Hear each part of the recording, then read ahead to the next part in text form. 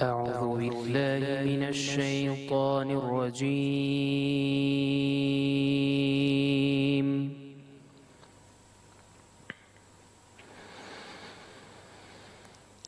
بسم الله الرحمن الرحيم.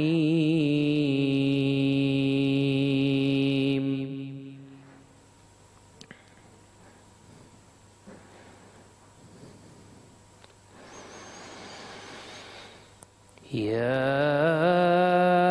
أيها الذين آمنوا اتقوا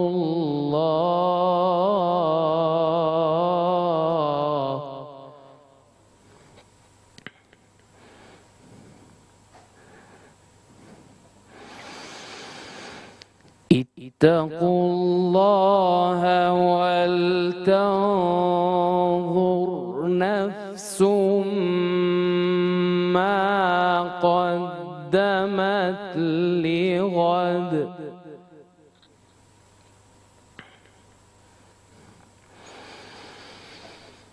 واتقوا الله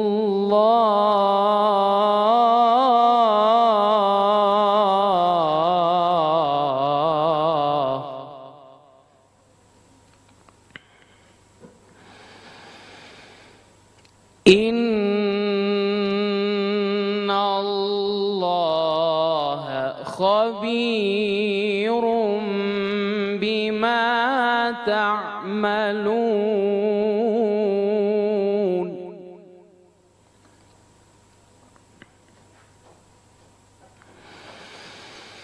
ولا تكونوا كالذين نسوا الله فأنساهم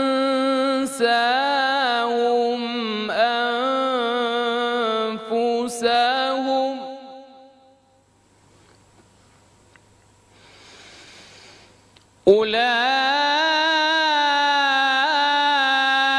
أولئك هم الفاسقون.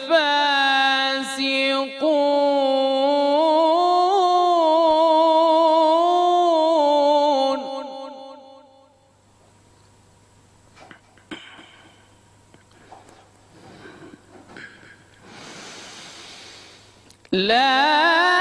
يستوي أصحاب النار وأصحاب الجنة.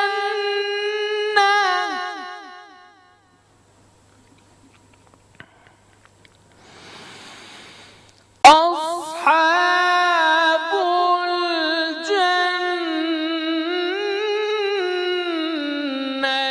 هم الفائزون.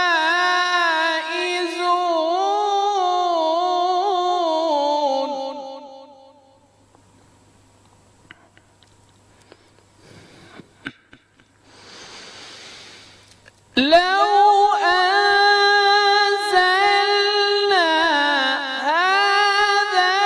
القرآن على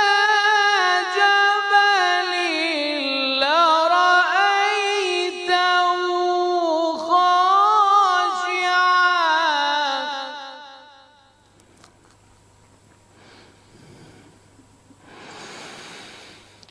لرأيته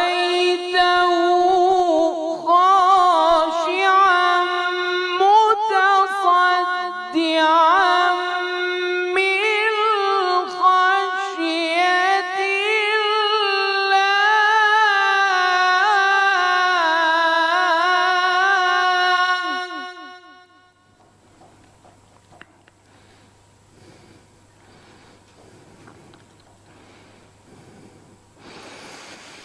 وتلك الأمثال نضربها للناس لعلهم يتفكرون.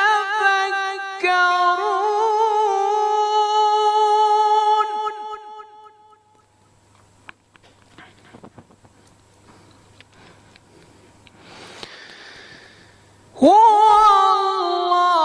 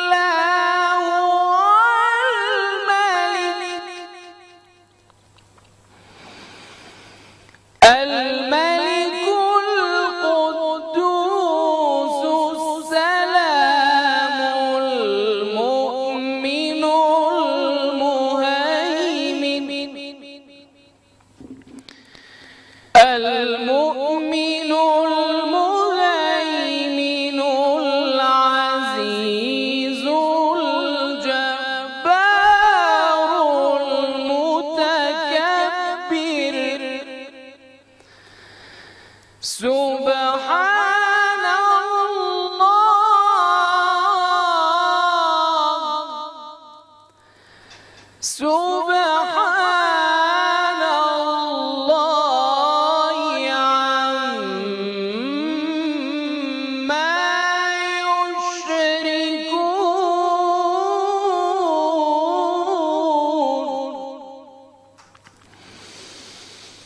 هو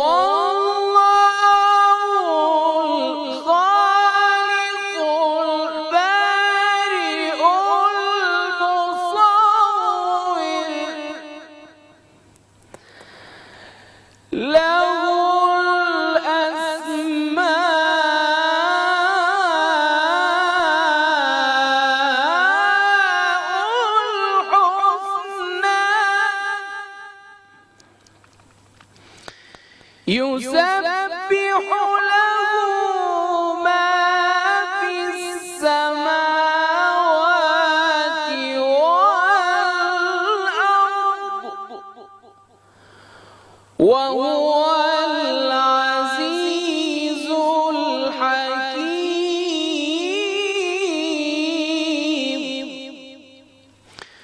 والله الخالق البارئ المصور له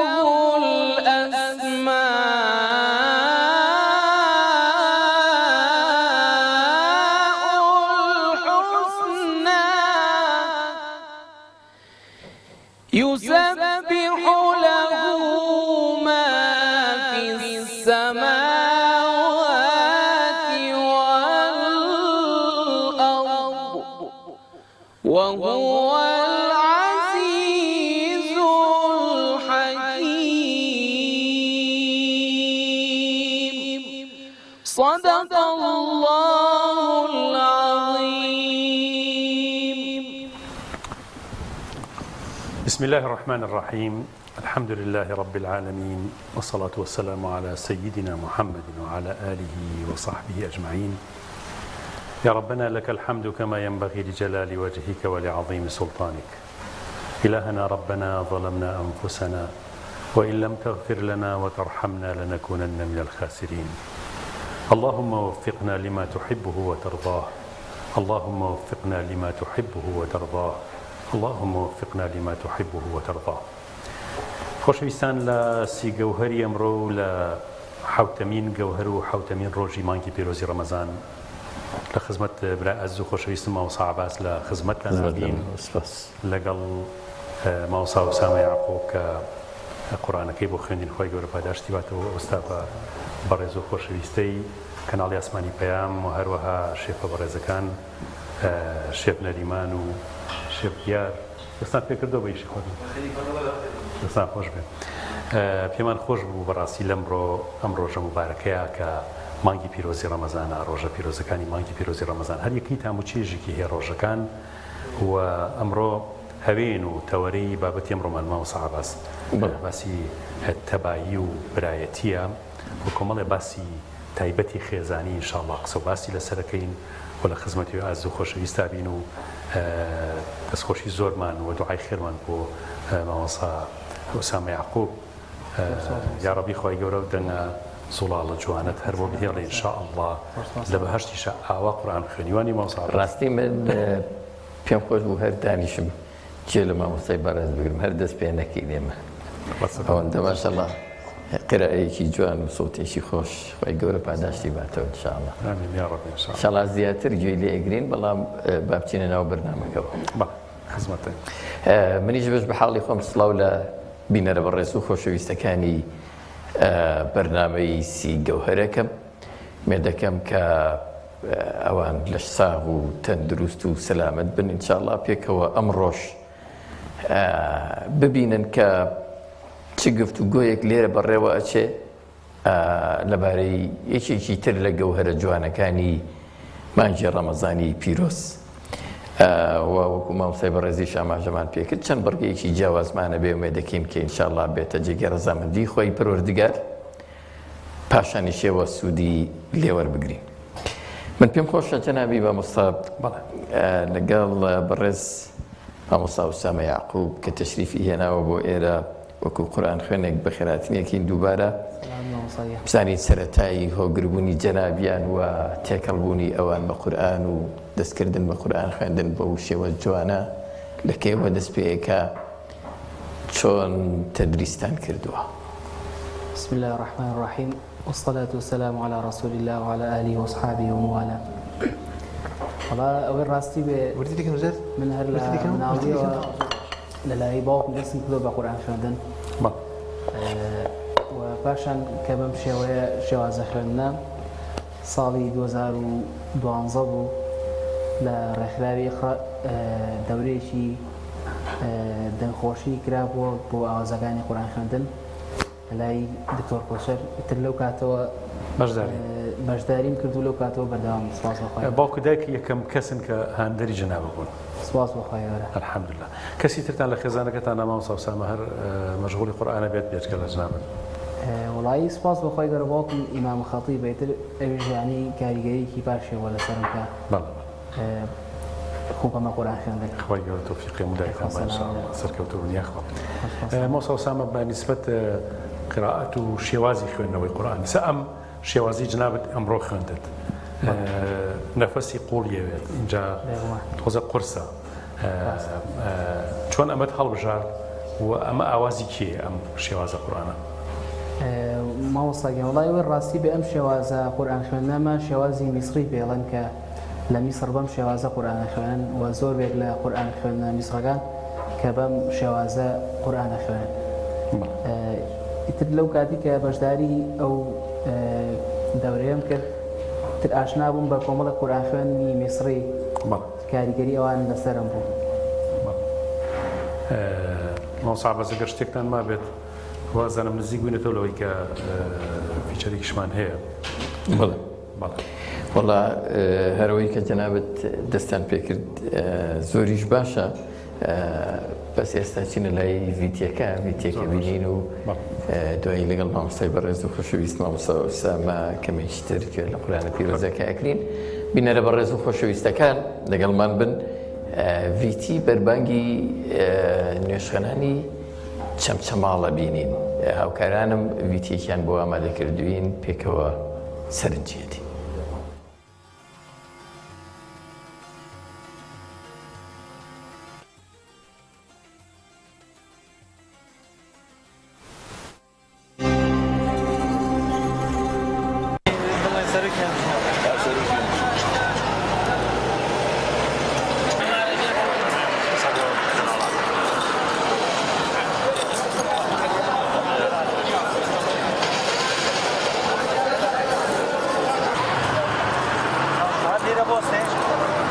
سەبارەت بەم ئیفتارەکە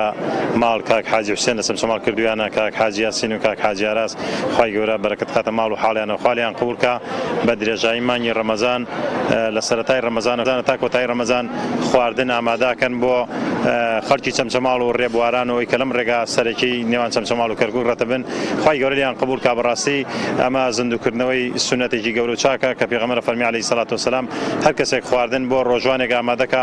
وەکو وایە ئەجر و پاداشتی ڕۆژەکەی بۆ بێەوەی لەوەی ئەمیشکەمەوەکە ئەم ماڵانە وەکو نەریتی چەند ساڵی خۆیان هەڵساون بەم کارە بە پێدانی خواردن و بەربانگ ئێواران ئامادەکەن بۆ ڕۆژوانان خوای گەورە بەرەکەت کاتە ماڵ و حاڵیانەوە و خوای گەورە لیان قبولکە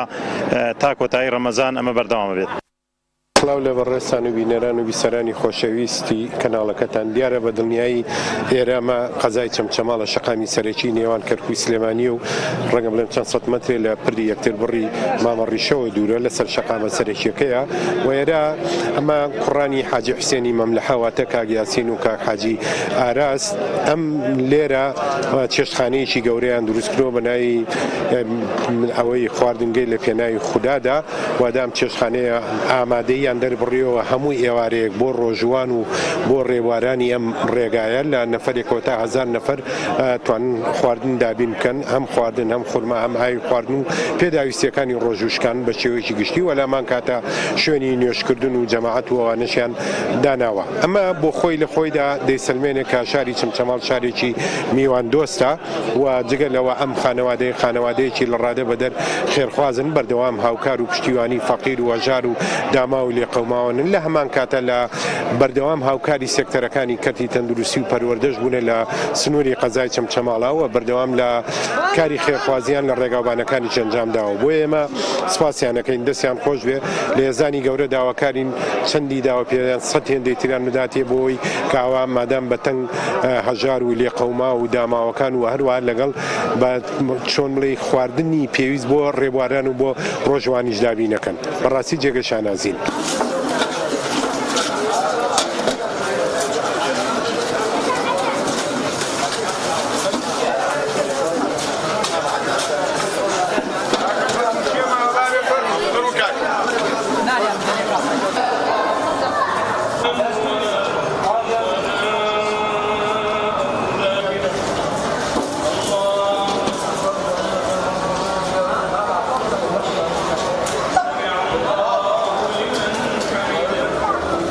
سەرەتا بەناوی خۆی گەورە میرەبان بە خێراتنی مانگی ڕەمەزان دەکەین ئەم قوڕانەی ئامۆزام ماڵ مام حوسێن وەکو بنەماڵی ڕەحیم حوسێنی مەملەحا کەسایەتی دیاری چەمچەماڵ هەستان بەکردنەوەی خواردنگەی ماڵی خوددا بۆ فەقیری وەژار و ڕێبواران دەستخۆشیان لێگەین دەستیان خۆشێت ئەمەش بۆ ماڵی بۆ ڕێبوارانە ئەوەی سایقە کە لێوە ئەڕات داوەتیەکەین و لە خزمەتیان و لە خزمەتانین و دەستی ئێوەش خۆش و بە خێراتین کەناڵی پەیامەکەین تاکو ئاخیرەم ڕۆژی ڕەمەزان کە کاتە ڕۆژی عارفە خواردنمانەیە لێرە.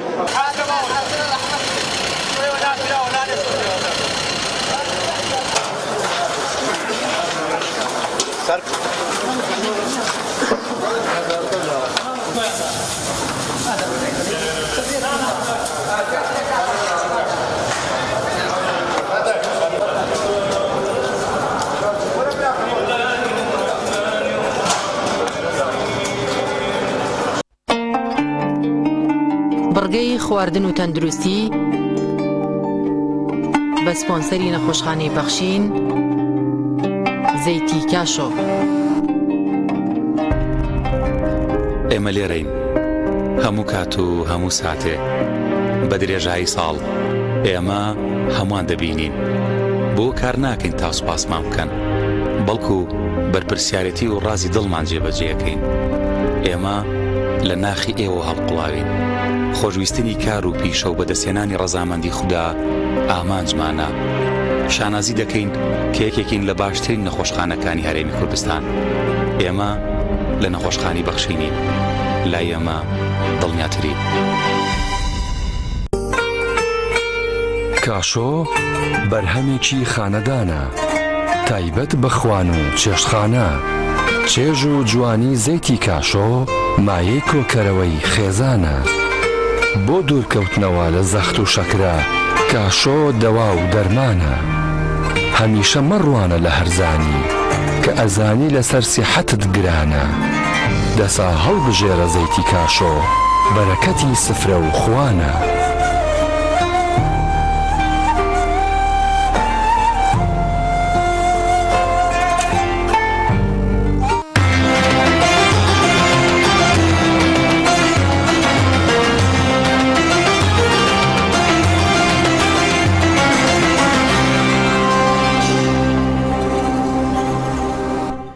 دووبارە سڵاوتان لێبێت بینەرا بەڕێز و خۆشەویستەکانی بەرنامەی سی گەوهەر هاتینەوە خزمەتتان و درێژە بە بەڕگە و بەرنامەکەمانە دێ. ماوەسا بازۆزم شێفەکان شتێکیان کردو بە شتێ بەسەریان لێ بین بن و بەرامە دەستی پێکردنەوەڵڵ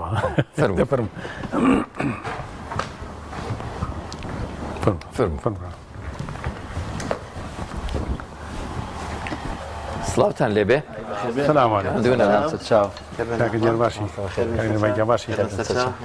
ڕۆزم باشتر دەستان جوڵانەوە شتێکتان کردو بە شتێ و بەڵێ بەڵێ ئەمە فرانسوسیە و نیوانە شەرقیە با بڵێ کفتی بڵێ هەر کفتەکەی خۆمان زۆر باشە زۆر باشە دەیکەمێ بەمان باسکەن بزانین ئەمە جارە هەر هەویرەکەی ئەو بڕێشەکەی حازرە حازر هێشتا نەتاکرۆ بە دەستپێکی فریاکەون کفتە چی و چی پێویستە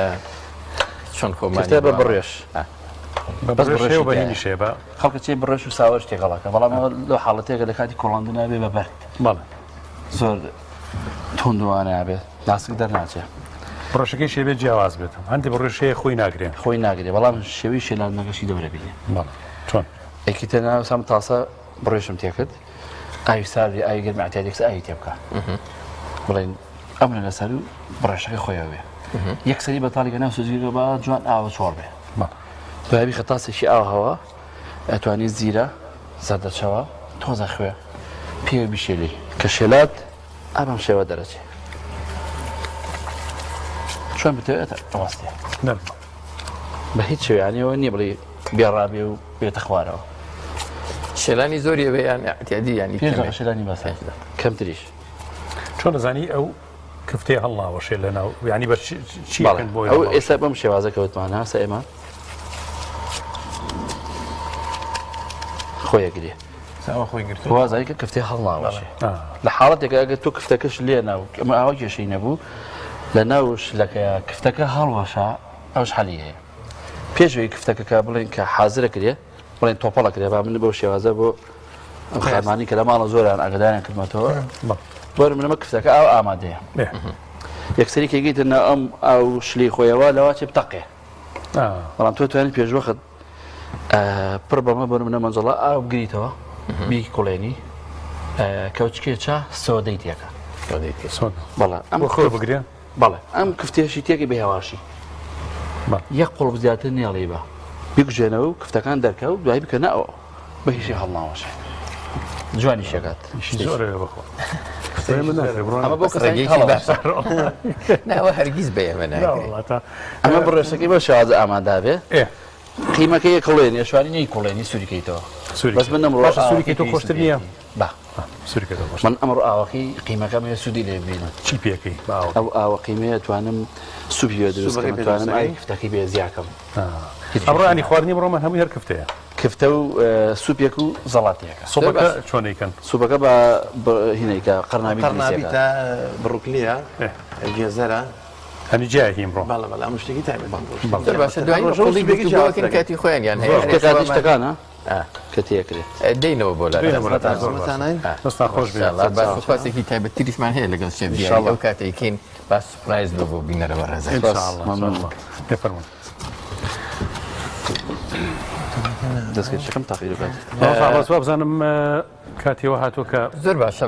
پێشوازی لە میوانێکی ڕێز خۆشەویستکەین بەرگە تایبەتی کە ستۆدەی ئەمڕۆی پێک گەرمە بێ بە گفتوگۆ بابەتی برایەتی نێوان موسڵمانانە گەوهەری حوتەمی ئەمڕۆمانە بۆ یەکێکە لەو گەوهەرانش کە هەوێنی کۆمەڵگایەکی سەرفراز و سەرکەوتوو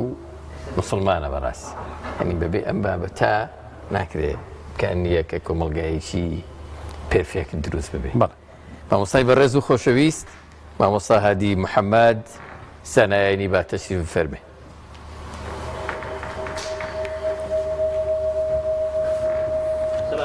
عليكم السلام ورحمة الله وبركاته. مامۆستا گیان بەخێر بێ جنابی مامۆستا بەخێر بێ فەرمووی فەرمووی تەشریف بەرێەوە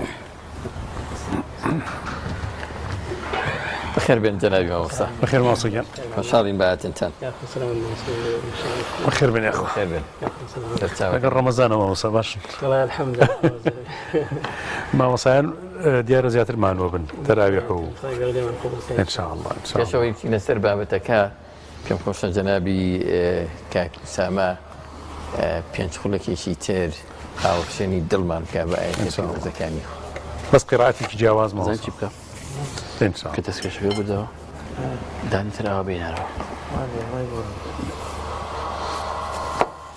أعوذ بالله من الشيطان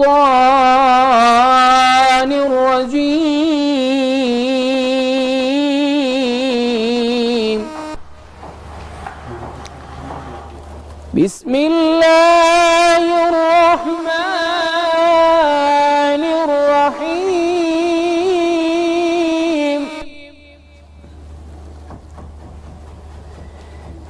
الذين يبلغون رسالات الله ويخشونه ولا يخشون أحدا إلا الله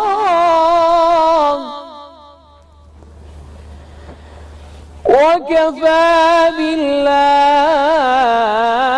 حسيبا ما كان محمد أبا أحد من رجالكم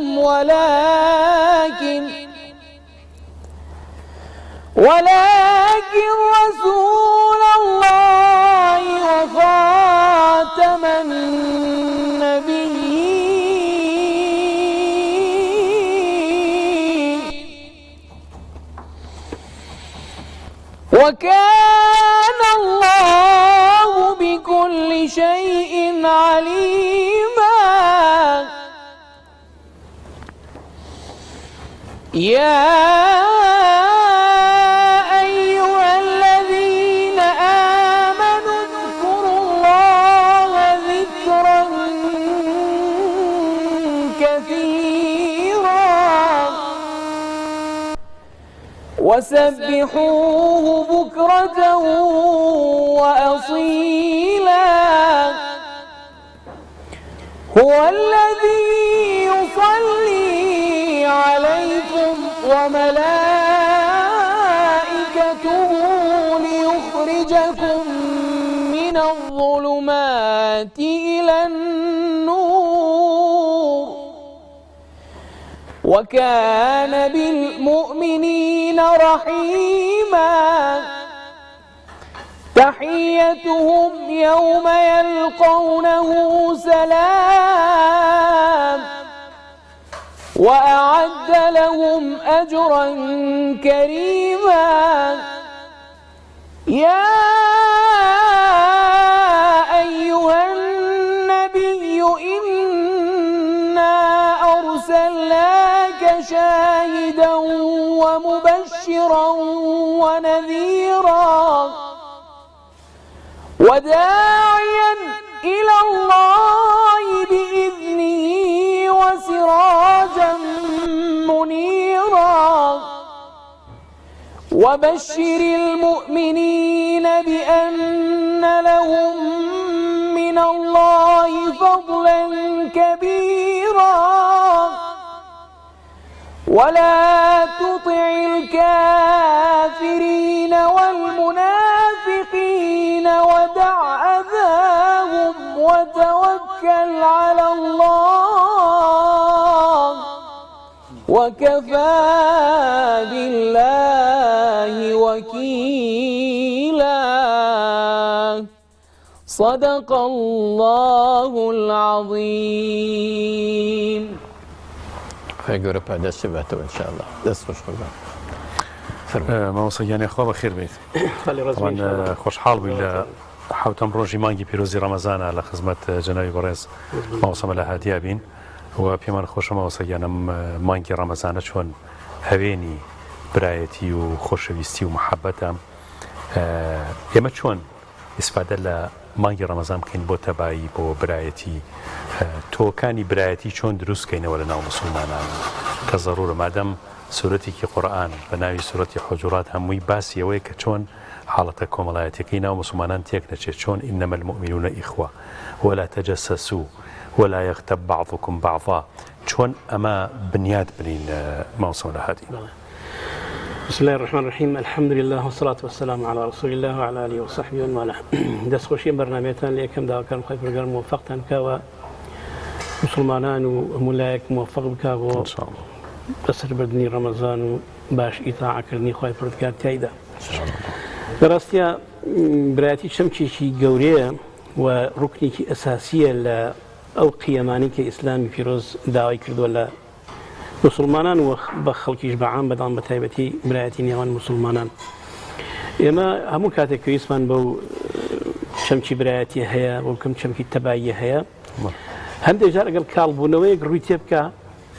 هەندێک چۆنەڵێت شنەبا هەیە کە تۆزێک گەشەی پێداتەوە ئەی بژێنێتەوە جارێکی تر ئەی گەشتێنێتەوە ئەوش بوونی ئەم جۆرە عیبادەت و تەنەوع لە عیبادەتەکانە کە ئەوش هاتنی ڕەمەزانە بۆ نمونە لە ڕەمەزان تەماشاکەی کە ئینسان بە ڕۆژووە بێ ئەزانێت کە چی داوا لێکراوە تەنها ئەوە نییە کە ئەوەی لە بەرچاوە کە پێغەمبەری خوا صلی الله عليه وسلم فەرموویان لم يدع قول الزور والعمل به فليس له لله حاجة في أن يدع طعامه وشرابه. ئەمە لە هەست و ناخیا ئەچەسپێت کە ئینسان تەنها ئەوە نییە خۆی بگرێتەوە لە شت لە خواردنێکی مادی لە شتە مادیەکان بەڵکو معنەویەن ئەبێ هەندێک شت ڕەچاو بکە. یەکێک لەوانە ئەوەیە غەیبەت و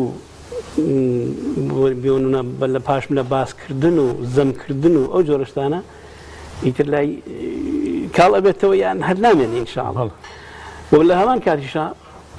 بەخۆیان چێتەوە کە بەڕاستی کە مادەم تۆ بۆ خوا بە ڕۆژووی و بەم ڕۆژگارە درێژە خۆت ماندوو ئەەکەی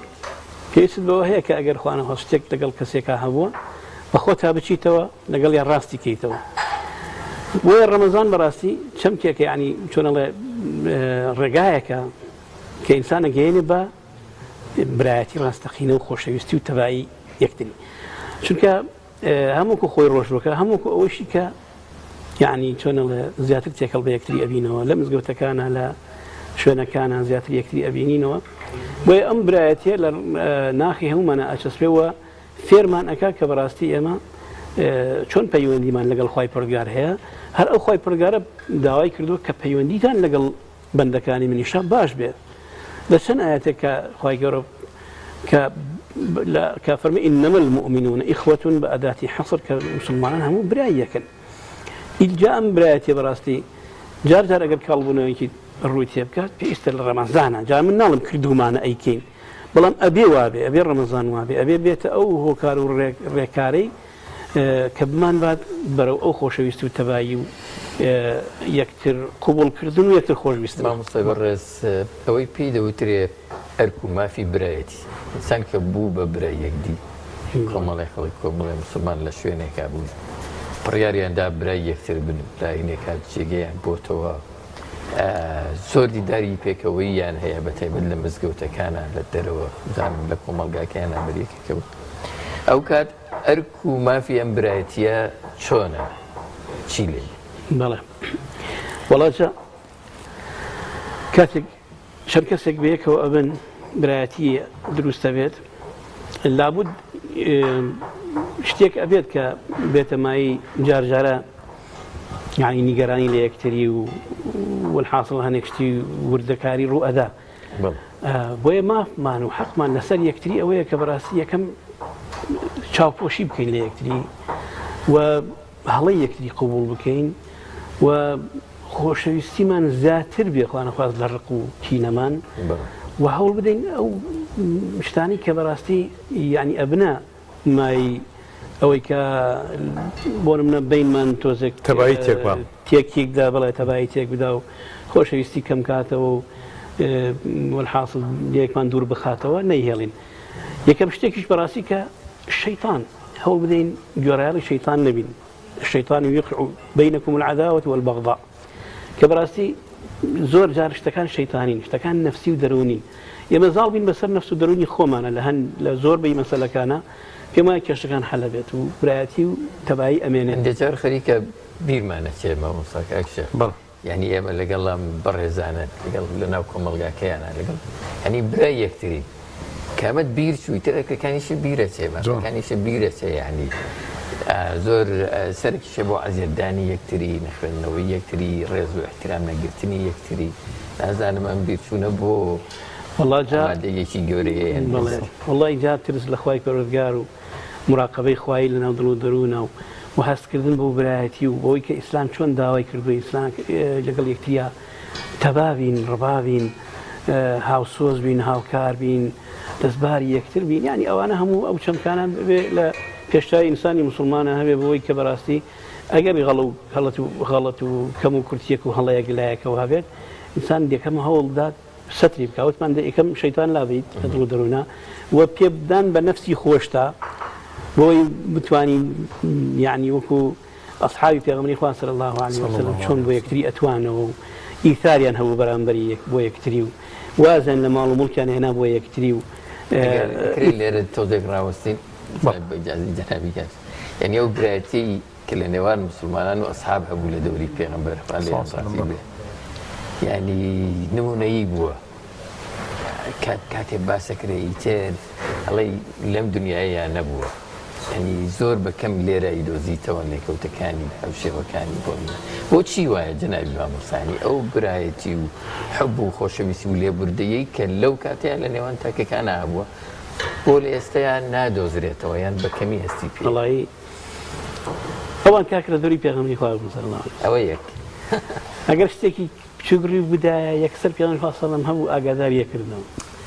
ئەوانی سەمعن وەطاعەتن بۆ پێغەمبەری خوا صلی الله عليه وسلم هەروەکو ئەو سەحابەی کە یەکێک لە سەحابەکانی پێیوت یا ابن السەوداء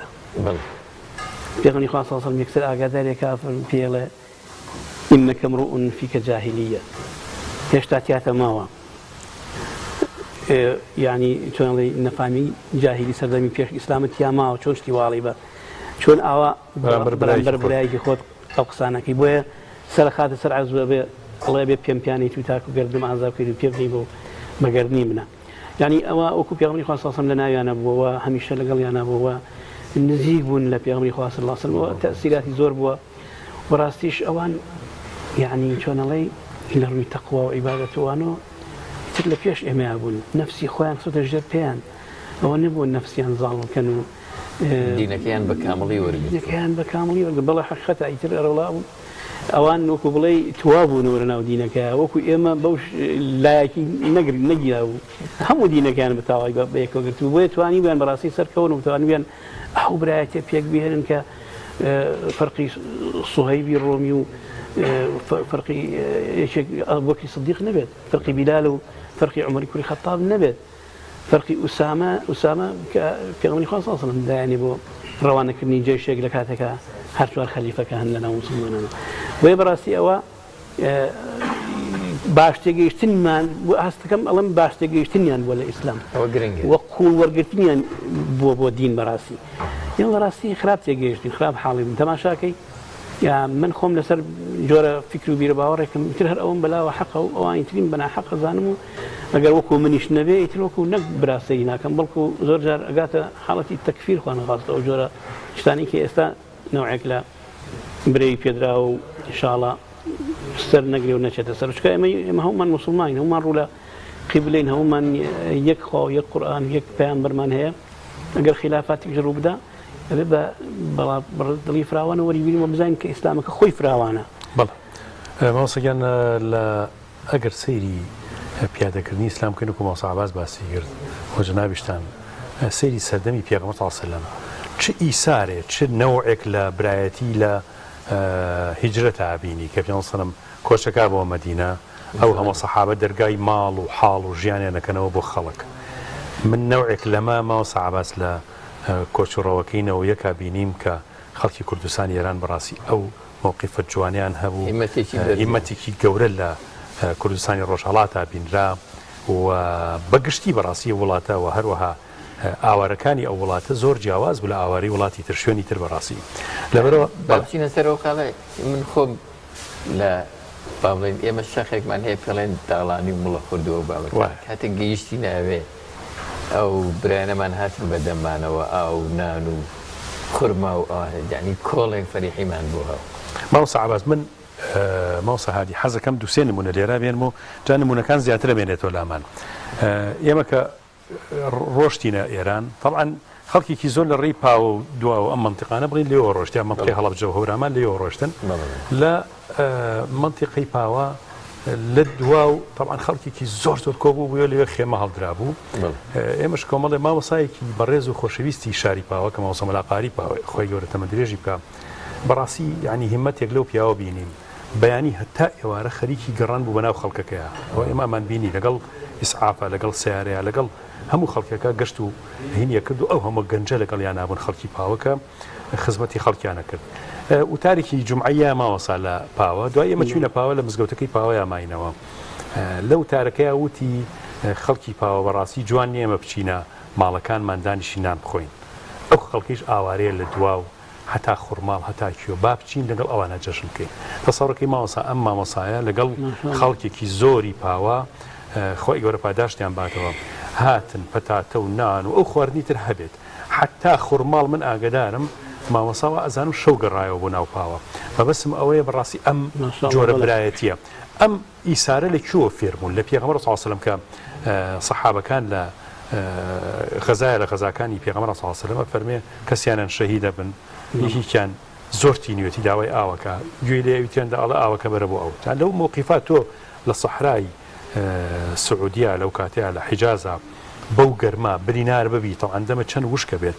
ئەوی شەڵە بێ بۆ ئەویتر تا هەرچیکیان کەسیان لێ ناخۆنەوە لە ئاوەکە ئەم جۆرە ئیسارە ئەم جۆرە برایەتیە چەند گەورەیە حتا ماوەسا سعیدی نورسی یەکێک لە پەیامە گەورەکانی کە دایناوە پەیامی ئیخلاس و برایەتی ماوەسا ئیخلاس خاتە پێش برایەتی چونکە هەوێنی ئەم برایەتی ئیخلاسە ئەگەر وەختی ئینسان مخلص نەبوو دڵسۆز نەبوو لە دیندارێکەیە خواناسێکی ڕاست نەبوو ڕاسخ نەبوو ڕەگیدا نەکوتابوو ناتوانێت برایەتی لەناو خۆشمەلا بەجاتی جناوی مامۆستا هەر ئەو حاڵەتەمان هەیە جناوی مامۆستا ئێمەی هەڵەبجەیی هەرگیز ئەو هاوکاری برایانی شاری هەولێر گردە چاڵ کەمە کۆمەڵڕایان گواستین و لەوێ ئوردوگایان بۆ دروست کردین و یعنی لەوانەیە مناڵیش بوو بین زۆر هەستمان بەوە نەکرد بێ ئەمە چەند گەورەیە ئەم بەدەمەوە هاتن بەڵام دایکان و باوکان و بەڕێزانەی کە زیاتر هوشیار بوون باسی یەکەن کە چەند هیمەتێکی گەورە لەلایەن دانیشتوانی شاری هەولێر خۆزگەمەوە سەحابەت ڕۆژێک تەرخانەکرا مشکە منیش چونکە نیسبەتێکمان بە هەڵەبجەوە هەیە ئاگاداری ئەوەم ماوەسا لە گردە چاڵە لە هەولێر یعنی ئەم هەموو دەوڵەمەند و خێرخوازەی هەولێر لە پشتی تەلبەنەکانەوە هاتن خواردن و ئیمکانیات و ژیان و یعنی بەڕاستی ژیانی خۆیان لە شاری هەولێرە لە خۆیانیان تاڵ کردبوو لەبەر خەڵکی هەڵەبجە بەڕاستی خۆزگە ڕۆژێکە بۆیە ماوەسا یعنی ئاهەنگێکی جوانی شایستە بۆ خەڵکی دڵسۆز و مسلمان و دینداری شاری هەولێر سات کرا کە چەند ئەو خێرخوازی کاریگەری گەوری هەبوو کەواتە با جناوی مامۆستا ئەمە تەوزیف بکە بەسەر مۆزوعەکەمانە وەڵا جا حەقیقەتەن وەفا شتێکی باشە ئەوەی کە باستان کردەوە یعنی چۆنە لە بەرچاوی ئینسانە موفایە کە بۆیان بۆی کە دویان نەخوای گەورە پاداشتن باتەوە نمونەیان زۆر کە ئینشاءڵڵا بەڕاستی الحەمدوللا هەر هەیە لە بخوا بەزاوێ ماوە ئەو شتانە ئەگەر ئێستا بە شێوەی ئەوەی کە بەدەم خەڵکی ئاوارە و لێقەوماوە چوون ئێستا هەر بەدەم خەڵکێکچن کە الحەمدوللا لێقەوماش نێکەوە کە ئێستا لە چەمچەمە بینیمان ئەنی هەست دەکەی الحەمدوللا بەڕاستی ئەمە شتێکی زۆر گەورە ئیسارێکی گەورەیە بەڕاستی ئێمە هەنگاوێکی زۆر پیرۆزە خوا گەورە زای باتەوە نمونە زۆر کە ئینشاءڵڵا خواخواتی وەکو ئێمە بیستمانە لە غێری کووردا کە وەکو حاتەمی تائی کە بە زۆر خەڵکی بان کردو و نان خواردنی نانی پێداون و دائیمە سفرەی هەبوو سفرەی ڕاخراوە و دائیمە خەڵک لەسەر سفرەی نانی خواردووە و ئاگری کردوتەوە بۆی بزان لەکوێوەیە و خەڵک بچێت و نان بخوا ئەمانیش هەمان شێوەکە لەوە ینی بەڕاستی ئەوە جێگای دەستخۆشی الحەمدوللا یەک مۆڵەتان لێ وەرەگرم جەنابی مامۆستا ئوسامە بە هەر لە سوورەتی حوجرات ئەوەی کە ئاماژە پێ کرد هەندێک ئاەتمان بۆمان ئامادەکە هەندێکمان لێ بخوێنە بۆ ئەوەی 5 دقەیەک ئەگەر سوورەتەکەمان بۆ بدۆزیتەوە ئامادەیەکی سوپاس دەکەین تا ئێمە من پرسیارێک لە جەنابی مامۆستاکەم مامۆستا ئەکرێت چۆن ئەم برایەتیە قوڵکەینەوە هەندێک ڕێگامان پێ بڵێ هەندێک هۆکارمان پێ بڵێ مەسەلەن قوڵبوونەوە و پتۆکردنی گیانی برایەتی وەڵڵاهی ڕاستەکەی ئەکساگەر باشتی یعنی شتێک بڵێن کە بتوانین بڵێن بیکەین وانەیە ئێمە لە یەکتری ببورین هەوڵ بین لە یەکتری ببورین نەفس و شەیتان وەلا بنین باشە برا وە یەکتریش قبول بکەین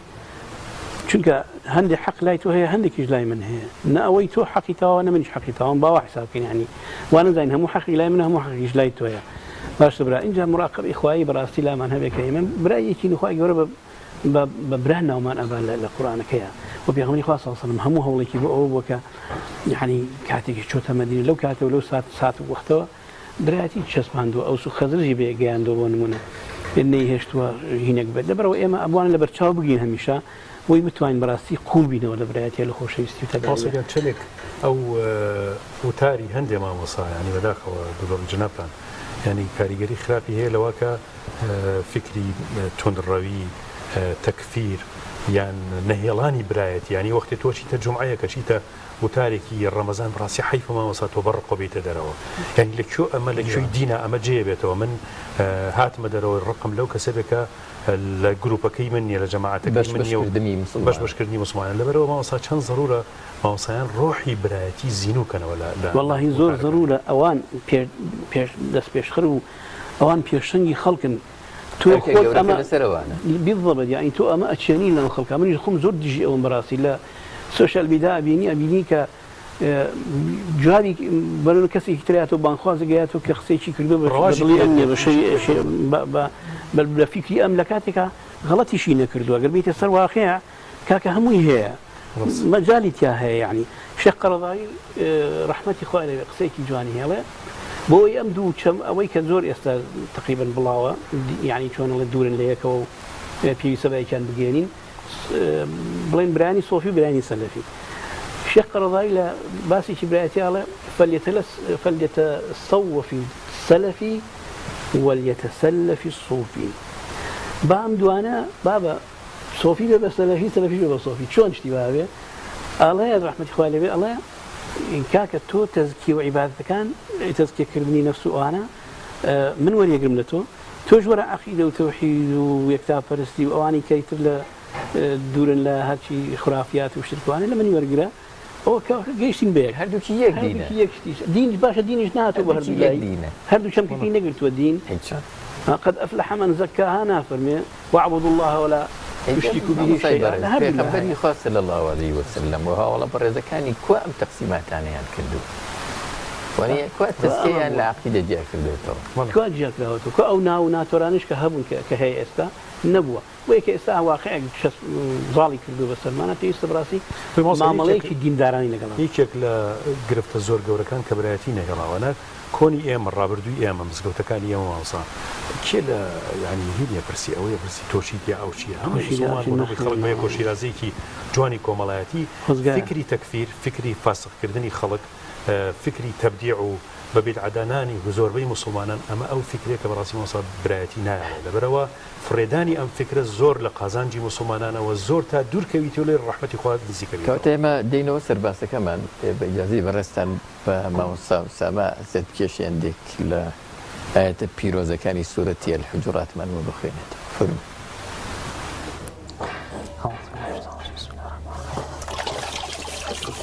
يا أيها الناس إنا خلقناكم من ذكر وأنثى وجعلناكم شعوبا وقبائل لتعارفوا إن أكرمكم عند الله أتقاكم إن الله عليم خبير قالت الأعراب آمنا قل لم تؤمنوا ولكن قولوا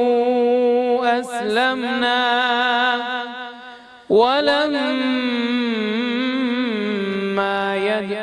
ولما يدخل الإيمان في قلوبكم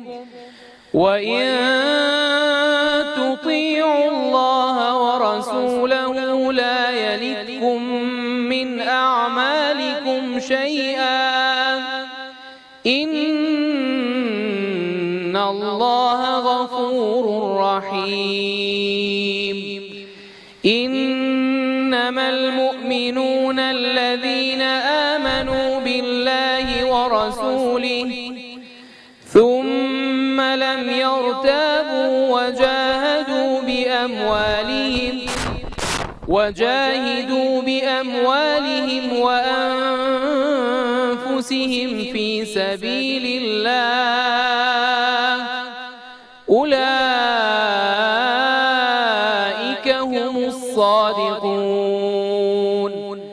قل أتعلمون الله بدينكم والله والله يعلم ما في السماوات وما في الأرض والله بكل شيء عليم يمنون عليك أن أسلموا قل لا تمنوا علي إسلامكم بل الله يمن عليكم أن هداكم للإيمان إن كنتم صادقين إن الله يعلم غيب السماوات والأرض والله بصير بما تعملون.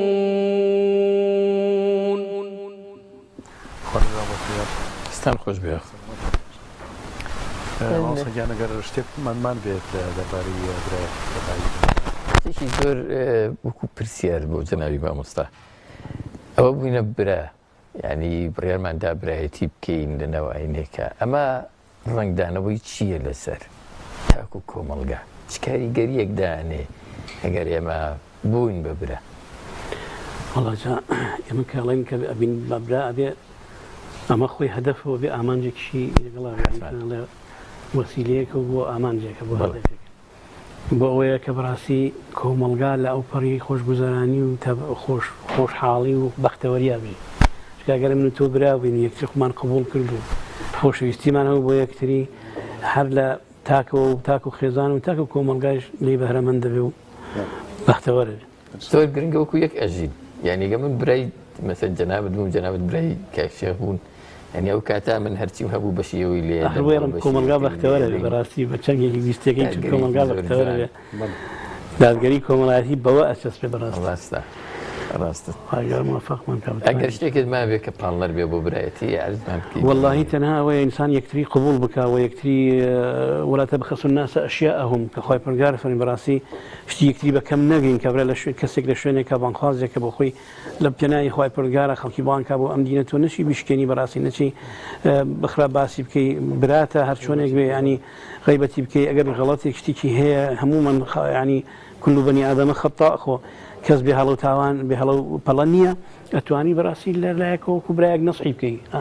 الدين والنصيحة نصحي نهيني هرنماوة يعني أمدر يا خالد مثلا براسي لقل اشتكي بيوديك تلفوني بيوتو ما وصلتو أمشتا رحمة الله بأمشتا باشنية يعني كي أمام ماوة يكسر السوشيال ميديا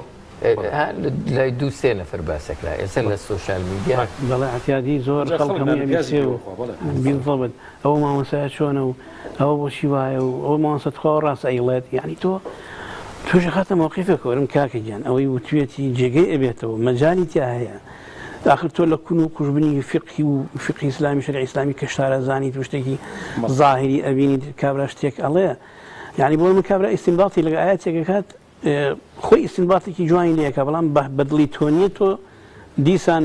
ديت يكسر ردي ديت ولا برشاي عالم وملايين وحكي بقرا يعني ما كي راسيت البراتي نامن وناهلا وايام براسي اويك ريغرا لبراتي من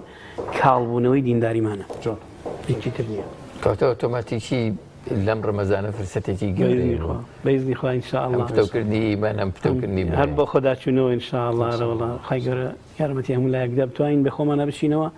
يعني براستي برايتي من إلا برشاوبي وبار من فيه براستي بقناعته بالإنكاكته هذيك لا أوانيك أهل قبلا برايه من مسلمانا ومسلمان حسابي يمكن حسابي يشان لا يخاي پروردگار خو اما مكلفين بهنيك شيء يعني برا يك برسيارو كوتاي بابتك يعني ما مصيب برز اما لم اين بيروزي برا ما داو مسلمان بي توي مسلمان بون ما اختيار من هوا اختيار من هي لوي برايتي هل بجيرين كسكين ببرا يعني لنوان برا بون اما ازادين لو موضوعيه يعني واجبي سرشان معنا برا بين دقل هوا والله لا خير واجبة برايتي واجبة واجبي كي أكثر شاني مسلمانة وكو بنص آيات أنها آيات واعتصموا بحبل الله جميعا ولا تفرقوا إنما المؤمنون إخوة كنتم على شفا حفرة من النار فأنقذكم منها وجعلكم إخوانا على اشتكوا حتى لقيامتي شيخ ونزعنا ما في قلوبهم من غل إخوانا على سرور متقابلين يعني بيستا يعني ببرانا أنا بعد قيامتي شاب واجبه وبيغني خصوصا كان باسيك حق المسلم على المسلم أغني كان ما في أرق دياريك ورامبري يكتري واجبه براسي أبيوك واجب ديني ورقي أي طبعا أكشتك واجبه عقابي لسر أجر تركك حتى جنگي بدر حتى جنگي بدر 2 ساڵی مدينة برایەتی ئەنسار و مهاجر ئیرسیان لەیەک بردووە تا قورئانێتە خوارەوە و ئیرسا ئەبڕێت و کە برایەتیە گەڕێتەوە بۆ نەسەب ڕاستە زۆر جوانە بڕاستی ینی ئەوە خۆی گەورە پاداشتن باتەوە ئینشاءالله مامۆستای بەڕێز ئێمە کۆتایی بە ئەم بابەتەی ئێستا ئەمان دێنین بینەرە بەڕێز و خۆشەویستەکان دەچینە ناوبڕێکەوە لە بەرنامەی سی گەوهەر دواتر بەرنامەکەمان ئەمێنێتەوە و درێژە بە بەرگە و بابەتی دیکە دەین و لەگەڵتان تا بەربانگ بەردەوام دەبین.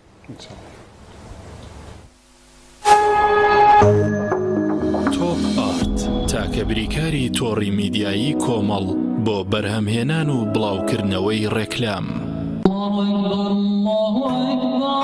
نوێژ ئەو ئەرکە ئاینیەی کە بنەما و کۆڵەکەی دینەکەمانە هەمومان لە ڕەمەزاناندا بە خوشوع و تامەزرۆی زیاترەوە هەست بە تام و چێژ و ڕەحمەتەکەی دەکەین بە هیوای ئەوەی دوای ڕەمەزانیش و بێ پچڕان و بە ئیستیقامەوە بەردەوام بین لەسەری و ڕەمەزان بکەینە مانگی عادەتکردن بەم ئەرکە پڕڕەحمەتەوە. شیری ئاڵتونسا ڕەمەزانتان لێ پیرۆز دەکات. ناوەندی سانە بۆ پێداویستی حەج و عومرە بینینی شوێنە پیرۆزەکانی ئیسلام چێژی تایبەتی خۆی هەیە. پێشانگاکەمان کار ئاسانە بۆ حاجی و عومرەکارانی بەڕێز بۆ ئەوەی سەفەرەکەیان تایبەتتر و تەنها بیر لە بەجێهێنانی فەریزەکانیان بکەنەوە. ئەویش بە دابینکردنی هەموو جۆرە پێداویستیەکانی حەج و عومرە بە نرخی جملە و باشترین جۆرەکانی کە تەسبیح بە هەموو شێوەکان و سیواک و بەرماڵ و هەموو جۆرە بۆنێکی گەورە و بچووک و کڵاو ئاوی زەمزەم بە چەند شێوازێک لەگەڵ ئەوانەشدا باشترین جۆری قەڵەمی قورئان خوێنمان لا دەست دەکەوێت. لای ئێمە هەموو بابەتێک تایبەت بە دیاری بۆ خۆشەویستانت بەردەستە. ناونیشان سلێمانی حەوزە وشکەکە بازاڕی مراد تەنیشت دوکانی حاجی عارفی عتار یاخود گەڕەکی ئازادی جادەی سیەکە نزیک مزگەوتی هەنجیرەکە. بۆ زانیاری زیاتر پەیوەندی بەم ژمارە تەلەفۆنانەوە بکەن. ناوەندی سانە بۆ پێداویستی حاج و عومرە. کۆمپانیای کاروانی مەدینە کۆمپانیای کاروانی مەدینە گەشتەکانی عومرەی دەست پێ دەکات بۆ هەردوو شاری مەدینەی درەوشاوە و مەککەی پیرۆز بە باشترین خزمەتگوزاری و نرخی گونجاو بە سەرپەرشتی مامۆستا کەمال غەفار و بەڕێبەرایەتی مامۆستایانی ئاینی شارەزا و دڵسۆز. کۆمپانیای کاروانی مەدینە بۆ حەج و عومرە. ناونیشان سلێمانی شەقامی بازنەی مەلیک مەحموود بەرامبەر نەخۆشخانەی بەخشین. بۆ زانیاری زیاتر پەیوەندی بەم ژمارانەوە بکەن. خۆمان تێکەڵەکەمان حاضر کردو و پێویست ناکا بیست هاوکێشەی چا تێکەڵکردن تاقی بکەیتەوە. خۆی لەوە باشتر دەشوە کاتێ و هەر شۆنێک لێی بنی خۆش دەرەچێت. چای مؤمین تام و بۆن ئایدی ئێمەیە. ڕەمەزان لە ڕێکلامە ڕەمەزان لە ڕاستیە.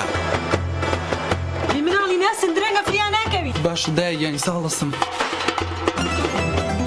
کوڕم هەسەوابای نییە. پارشێو ناکەم.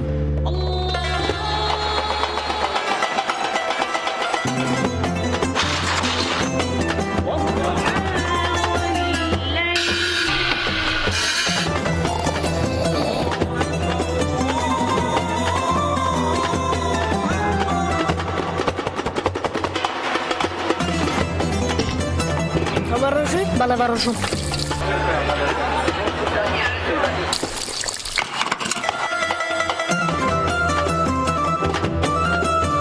ڕەمەزان وەک ڕێکلامەکان بێت یاخود ژیانی ڕاستی با هەوڵدەین زۆرترین تێشوی قیامەتی تیا کۆ بکەینەوە بە جۆرێک چێژی ڕۆحی لێ وەربگرین تا 11 مانگی تر بەشمان بکات. برنجی مەحموود ڕەمەزانتان لێ پیرۆزەکە. ئۆڤێرا بەهێزترین موبەریدەی پلاستیک دیزاینێکی نێوتوانەیەکی بێوێنە لە پاڵنانی هەوا فلتەرێکی ئەستۆری ئۆرجینەڵ کەمترین دەنگی هەیە و دەگرمانە ماتۆری ماگنێتی تۆربۆیە و 100 پلەی خێرایی هەیە و بە 2 ئەمپێر کارە بەکار دەکات. دەبڵ واتەر پەمپە بۆری و پلاستیکەکەی ڕیسایکلین نییە و بەرگەی پەستانی زۆر و ساردی و گەرمی دەگرێت. شاشە و کۆنتڕۆڵی هەیە و دەتوانرێت لە ڕێگەی وایفایەوە کاری پێ بکرێت.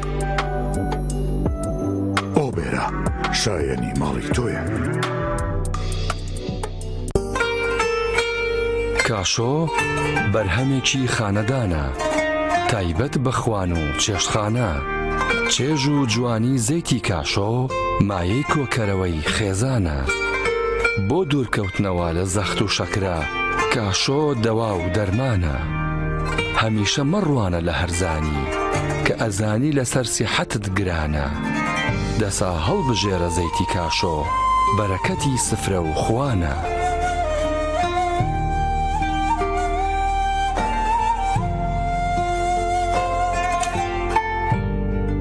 هەرچەند لە یەکتر دوور بین دیسان پێک دەگەینەوە ئێمە بۆ یەکتری پشتین نابێ بیرتان بچێتەوە وەرە عەزیز نزیک بینەوە دڵمان بۆ یەک بکەینەوە بە یەکەوە بەهێزترین با دوور نەکەوینەوە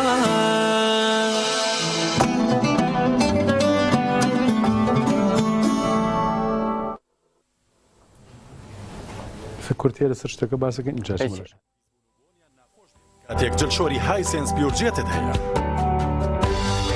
ئەم جلشۆرە سیستمی هەڵمی تێدایە بە تەواوەتی جلەکانت لە پیسی پاگەکاتەوە و بۆنێکی خۆشیانەداتێ و ناژێڵێت چرج بکەن سیستمی ئینڤێرتەری تێدایە و ڕێگرێتەوەی هەر گرفتێکی کارەبایت بۆ دروست بێت دیزاینێکی جوانی هەیە و کوڵەتێکەشی هێچگار بەرزە لەیەکادا هەم جلەکانت بۆ شووە و هەم بە باشترین شێوە وشکیانەکاتەوە و ناژێڵێت جلەکانت چرج و لۆچیان پێبێت ڕووبەرێکی گەورەی هەیە و 10 کیلۆگرام پۆشاک لە خۆ بێت ئەمانە و چەندین تایبەتمەندی تر لەم جۆرە نوێی جلشۆری هایسنسدا بۆ تۆ ئامادەکراوە تۆپ ئارت تاکە بریکاری تۆڕی میدیایی کۆمەڵ بۆ بەرهەمهێنان و بڵاوکردنەوەی ڕێکلام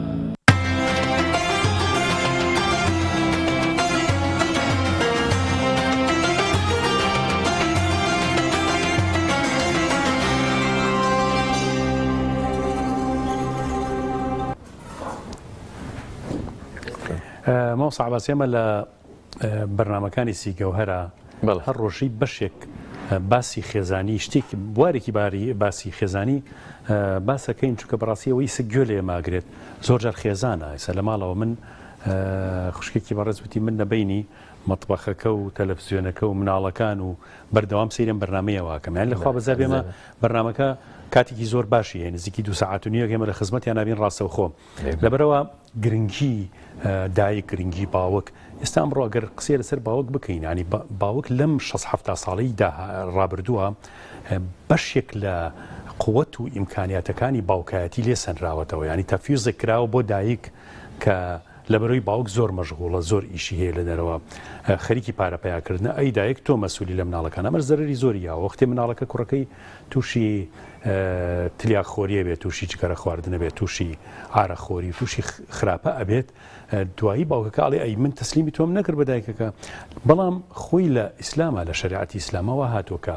دایکیش و باوکیش هەردوو لە هەڵسن بەم کارە هەر لە قورئانە سەیری ماوەسا عەباس ئەو نمونان چەند جوانە بە زۆری باوکایەتی لە قورئانە لای پێغەمبەران زۆر غاڵب بوو بە قووەت بووە سەیری حەزرەتی سولەیمان و داود بکە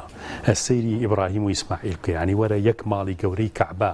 حەزرەتی ئیبراهیم یەک کرێکارنایانێ بەس کوڕەکەی هەیە سەیری یعقوب لەگەڵ کوڕەکانیە سەیری ئەو سولالە جوانەی سولالەی بەنی ئیسرائیلکە هاتوتە خوارەوە لەبەرەوە دەوری باوک دەورێکی زۆر زۆر گەورەیە کرێ هەندێک باسی و ڕۆڵە ئەسیلە بکەین کە باوک دەیگێڕێ لە نێو خێزانە بەڵێ طبعا علم و نەفسیش ماوەسا هەر ئەوواڵێت باسی لەوە کاڵێ مناڵ هەتا تەمەنی 4 ساڵی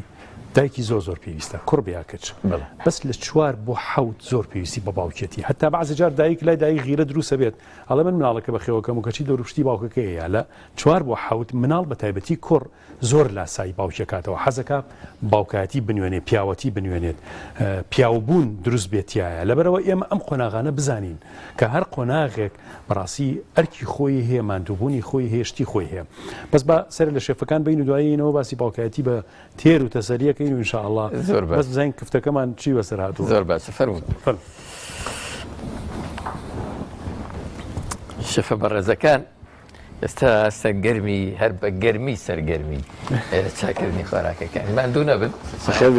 کاکشێف نەریمان و کاکشێف دیار خوا بەخێر بن سەر چاو ئێستا ساز بێ سەلامەبێ شتێکە کردووە نازانم بەخۆ جان مەشغوڵی واللهی بەتەمای زەڵاتی یۆنانی انشاءالله یۆنانی بەڵێ یعنی ئەمەیان غەربیە بەڵێ ئەمەش غەربیە زەڵاتەکە ئەمە شەرقی لێکە درێن شەرقی و غەربی هیچ ماوەسە عەباس مواصفاتی بزانین یۆنانی چی یانیە بێ یۆنانی بریتە سمۆک و پەتاتەکەەوە بێ هەر سوورۆکردنەوە بێ نانە ئەمە وانە کاتەوەمان باسکە بەسەر چاو ئەمە وەکو فنگرەکەی لێ ترابت لێرە بوو دوی چیتان هەیە لە شەشخانەکەوتی وەڵا فنگرمانەیە یوتیوبی ژنەکە ئێمە هەر لە ماڵ هەر پەتاتی سوورکراوە خۆین دەبا فنگرە تاقیگەینەوە کە هاتوو بەدەستی هەر پەتاتی جاوە هەر پەتاتەکەی ماڵەوەیە وتوە هەر گرێکی خۆمانە بەڵێ ئەمە چیەکەن ئەمەی ببواس نەکردی ماوەسا باسی بڵێن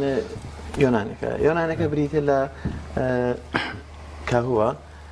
خەیارە هەروە بێتەوە پەنیرە لەگە زەیتونە پەنیر تایبەت هەر پەنیری مڕەبع بڵێ تایبەتی خۆی تایبەت خۆیەتی ئەو جیاوازی کە لەگەڵ زەڵاتی خۆمان هەیەی بزەوت لە چیایە جیاوازەکەی لەوە ئەمە پەنیری لەسرە ئەمە پەنیر جلینەکانیشی فەرقی ئەمە گەورەتر ئەبێ گەورەتر بیۆنانی ئەبێ گەورە بێت زۆر باش کامیان بە لەزەتە بۆ واللهی بۆ سەر سفرە ئەمە بەلامە جوانترەکە من ئەمە بەلام شتێکی جوان و دیکۆرێکی جوان زەیتونی شتێکە بڵێ باشە بۆ زەیتون مامەسا عەباس ینی لە زۆربەی زەڵاتەکانە تامێکی زۆر جیاوازەیە بە خواردن ئیسە تۆ بە هەر بۆ قڕکێشەیە بۆ شتێک زەیتونەکە خۆ خۆش نییە کەچی لە ناو زەڵاتە زۆر خۆشە ئەخێرەوە زیاتر ئەفم کە مامەسا ئەوە زیاتر بۆ من داوا دەرمانی پێوەگرێت داوا دەرمانی زەڵاتە هەیە منی ئەو ئەو تامەکەی گۆڕدەوە ئێستا بۆ منە زۆر کات سرکە بەکارن سرکەی سێ و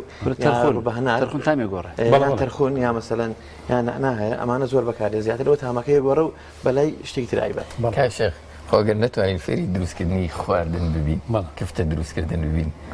زۆر ئاسانە ئەوە من فێر بوو دنازانم تقریبا ئەیجنی و بەڵێ بەس بەم شێوازە ئەیژنی مامۆستا ئەفمکە بەم شێوازە ئێستا حەزەگەری کەمە ئێرەوە با یەک کەمە ئێرەوە بەم شێوازە بەس من لە خواردنەکەی باش مامۆستا باس ئەیچی خۆی نووتر لە خواردنەکەی ئەرکێکی بەم شێوازە ئەیژنی مامۆستا بەس ئەمە ڕازانەوەی ماوەجارێ بڵێن ڕازانەوە شتی ماوە ئەمە تەماتێ و مەتەماتێ و هەراوە حەزەکی سێری خیارە و شتێکی سادە لەگەڵ پەنیرە ئەزا پەنیرەکەی بۆ نەکراوە دوای ڕازانەوەی بۆکەین و کاتێمەجارێکتر دێنەوە بۆ لایەن بەس کفتەکەمان بوو بەچی کفتەکەمان بڕێشەکە حاضر هەویرەکەی قیمەکەی بەس چاوەڕێم سار بێتەوە ئەرەوەڵا بەگەربی هەڵەوەشەی تەخێنێ جارێکی تر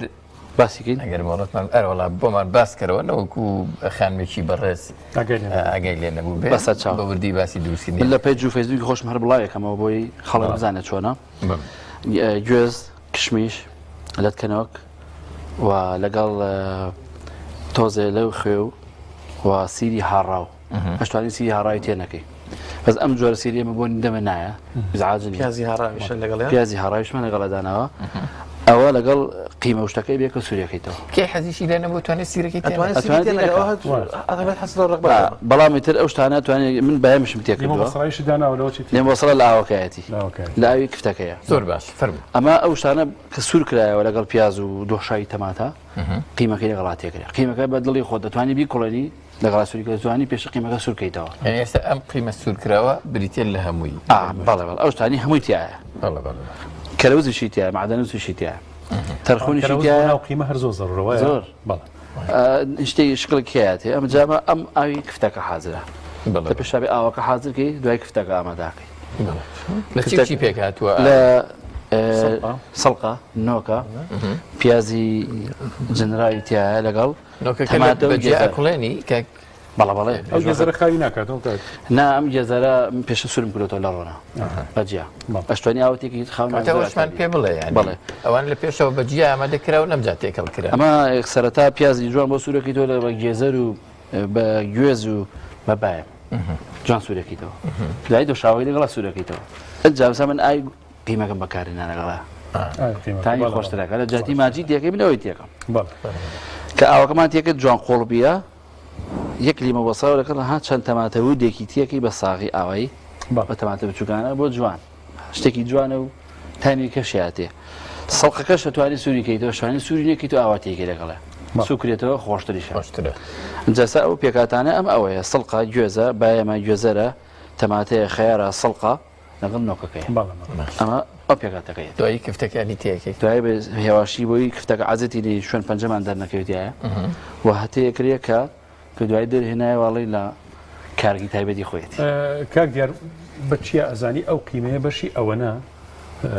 لە هینەکە کفتەکەکە ینی کەم و زیایی ئێستا قیمە ئەتوانی کیلۆی سەمەق کیلۆی قیمێ ئەتوانی بە سەراحەتی خۆ بتوانی دەکفتەی شازی لێ دەرکەی قەڵاو سابونکەرانی خۆ هەتوانی شەشی لێ دەرکەی هەیشە کفتە هێلکەی تێکە ئەوە کفتەیە بەستن هاوزم لە زستانان ئاکرێت لە بۆنەکانە خەڵکی سابونکاران ئەوزم باشە شارەزانەوەی من بیسپێتم لەوان بەم بخێکەوە تێکرێ بۆی هێلکەکە بۆنی نێ بۆ ساردان بەڵێ ئەوەی تێکرێ بەڵام ئەوە ساڵی یەک جارێک ئەوە ئاکرێت ناتوانین دو هەمڕۆژەوە بکەیت ساڵ یەک جارێکرێ بەڵێ هەموو کفتێکی شتیان ئێمە ئەوە بۆ دەرچێ جارانە چون لە شوێنان ها بینیمان لە مسەسەلی خۆمانە بینیمان کوردەوارەکان کە کراوە ئەچ مستیلەیەکیان تێکرد ئەڵقەیەکیان تێکرد ئەچێ بەردەست هەر کەسێک کەسە خۆشەویستێتی نازشتێکی لێ بابەتە ماسا بازۆزم مفاجئەیەکە پێێت چیەوە بێگومان سپرایزێک هەیە بابەتێکی زۆر گرنگ هەیە سنووترەوە شێف دیار بەڕێوەبەری شەفەکانی کوردستان ماشەڵڵا کاک شێف دیار بڕوانامەیەکی ئەمڕۆ ئەم بڕوانامەکەی وەرگرتووە بڕوانامەیەکی نێودەوڵەتیە ئێمە خۆمان بە ناوی ستافی بەرنامەوە هەر لە برانی هەر لە برانی دەرهێنەرەوە تا ستافی ئامادەکردنی بەرنامەکە و هاوکارەکانیان پیرۆزبایی گەرممان هەیە زۆر سپاس مەمنون خی گەورە بیکاتە مای خێر و بەس پێمان بڵێ ئەمە چییە؟ ئەمە من زۆر دەمێکە لەگەڵ شێفەکانی رووسیا و ئەڵمانیا و فەڕەنسا و مەکسیک و زیاتر لە بەڵێ سیچل وڵاتە بن تقریبان من لە گروپەکەیوانە بەشدارم دووەم کوردم تایە بەشدارم لە ڕێی شێف جەمالەوە کەسا لە ئەڵمانیا ئەو ژار شێفە لەوەیە زۆر بەتوانایە ڕێزمانەیە بەتایبەت بووی منی قسە ناو گروپی شێفەکانە منی ویان ناسان منیش چەند لە چەند فێستیڤاڵە بەشداریم کردو چەند شاد و مەدالیان بەدەست هێناوە بۆ ئانم نات تەقدیمم کردن و هەموو خواردنەکانمانم پێشکەشی ئەوان کردووە دوو بەرنامی ئێرەشم بۆ ئان ناردووە بە خۆشحاڵە ئیم شەو دوێنێش عفوو سعات 9 شەو بوو تەلەفۆنیان بۆ کردم سێقۆڵی من و شێف جەمال و ئەو شێفە ڕوسیانە قسەمان کرد بێکەوە تەرجمەیەکی کرد لە بینەیە ئەوتی ئێمە بە خۆشحاڵیەوە کە تۆ بووی بە ئەندام یەکێک لە شێفی هاوپەیمانی نێودەوڵەتی کە هەموو وڵاتێک بەشدارە تەنانەت هەنێ لە نیارەکانیشمان تیا بەشدارن کە دژە کوردن لەوێ بەڵام ناچار بوون کە شتەکانی منابینی فیان خۆش و مەجبور بوون کە قوبڵکران وەکو ئەندامێکی لە شێفە نێودەوڵەتی جنابیش لەم ڕەمەزانەیە لە سیکە و هەرایوە بەشێکی لە بەرنامەکەی ئێمە لەگەڵ ئەم ڤیدیۆش بۆ ئەمڕۆ داوایان کردیم حتمما ئێمەش ڕێز و سڵامان بۆیان هەیە و دەست خۆشیان لێ دەستیان خۆش بێ ئێمەش بووین بە بەشێ لەو شێفی عالەمیە زەنی لە خوارد کەچین بۆ مۆسکۆ ئەو کاتەی تر حتمما شتێکەوەکەی شێف دیار ئینشاڵڵا من لەوێ ناویشم تۆمارگەڕات میشم هەڵواسراوە لێ یعنی بڵین یەکێکم لەو شێفانی کە وێنەشم هەڵواسێ طبعا ئەم بەرنامەیە بە سپۆنسەری زەیتی کاشۆ ڕۆنی کاشۆ لەگەڵ نەخۆشخانەی بەخشین بەڕێواچێ دەستخۆشی لەوانیشە ناوبڕێکی بە وەرەگرین فەرمە بڕگەی خواردن و تەندروستی بە سپۆنسەری نەخۆشخانەی بەخشین زەیتی کاشۆ ئێمە لێرەین هەموو کات و هەموو ساتێ بە درێژایی ساڵ ئێمە هەمووان دەبینین بۆ کار ناکەین تا سوپاسمان بکەن بەڵکو بەرپرسیارەتی و ڕازی دڵمان جێبەجێەکەین ئێمە لە ناخی ئێوە هەڵقڵاوین خۆشویستنی کار و پیشە و بەدەستێنانی ڕەزامەندی خوددا ئامانجمانە شانازی دەکەین کە یەکێکین لە باشترین نەخۆشخانەکانی هەرێمی کوردستان ئێمە لە نەخۆشخانی بەخشینین لای ئێمە دڵنیاترین کاشۆ بەرهەمێکی خانەدانە تایبەت بە خوان و چێشتخانە چێژ و جوانی زەیتی کاشۆ مایەی کۆکەرەوەی خێزانە بۆ دوورکەوتنەوە لە زەخت و شەکرە کاشۆ دەوا و دەرمانە هەمیشە مەڕوانە لە هەرزانی کە ئەزانی لەسەر سیحەتت گرانە دەسا هەڵبژێرە زەیتی کاشۆ بەرەکەتی سفرە و خوانە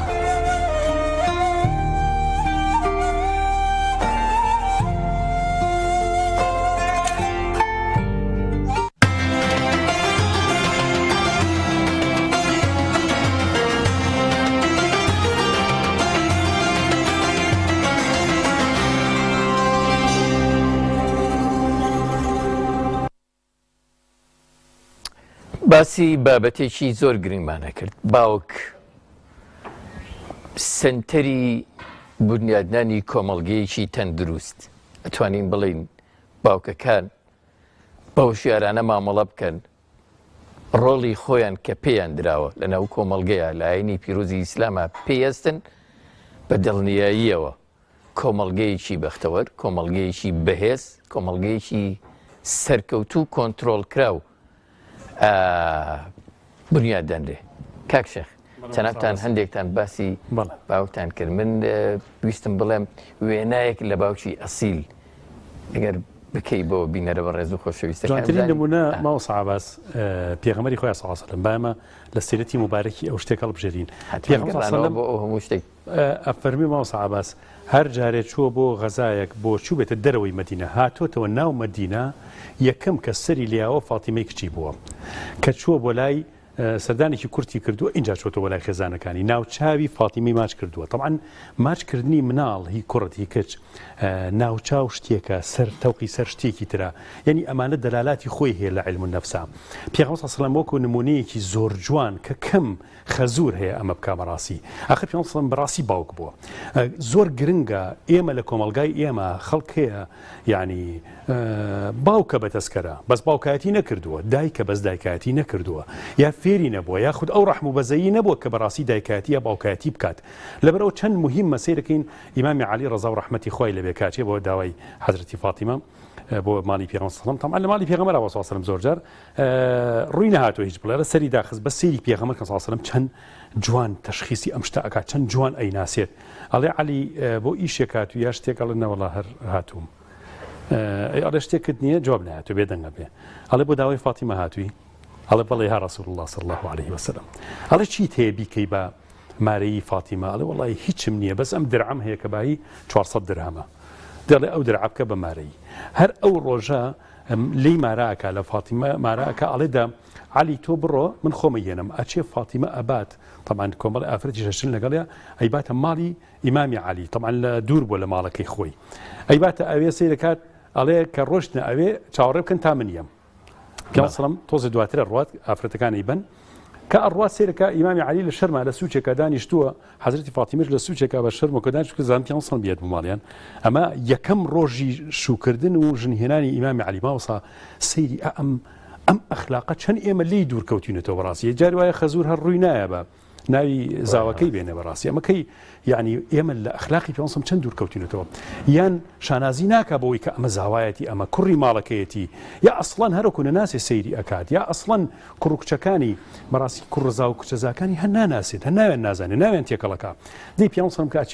ئەچێتە ژوورەوە ئەڵێ بۆچی هەرێکی لە سوچێکا دانیشتون بانیانەکە دەستی هەردووکیانە خاتە سەر دەستی یەک دوعا خوێنێ بەسەر هەردووکیانە اینجا ئەفەرمێت دێ هەڵسن دوعا بکەن دوایی ئەفەرمێ هەڵسن دوو ڕکعات نوێژ بکەن دوو ڕکعات نوێژەکە ئەکەن و هەموو سونەتەکان کە ئێمە وەرمان گرتووە لە هی ژنهێنان و شوکردنە ئالەو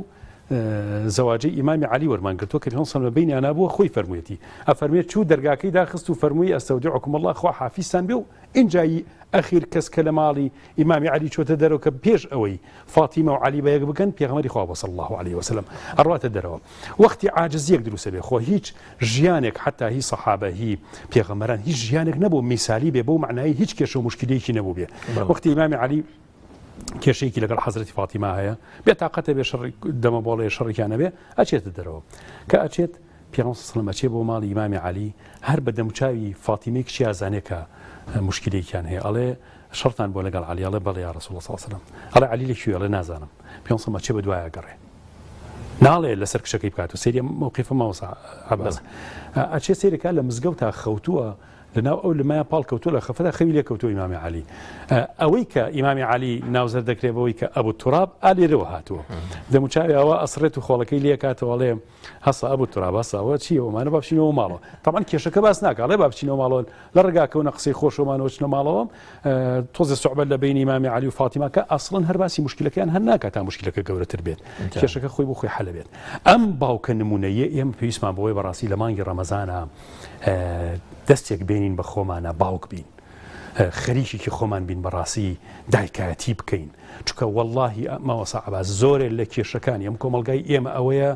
کە هەندێک لە باوکان باوکایەتیان نەکردو بۆیە دوایی کچەکەیشی هەر بێ مشکلە بۆ مێردەکەی بۆ ماڵەکەی و هەندێک لە باوکانیش بەڕاستی باوکایەتیان نەکردو لەبەرەوە دایکایەتی و باوکایەتی هەرکێکی زۆر گەورەیە مناڵخستنەوە گرنگ نییە گرنگەوەی چۆن پەروەردەیەکی چۆن لەگەڵ یا ئەژی چۆن بەڕاستی ئەم ماهیەتە ئاپارێزی زۆر باشە ئێمە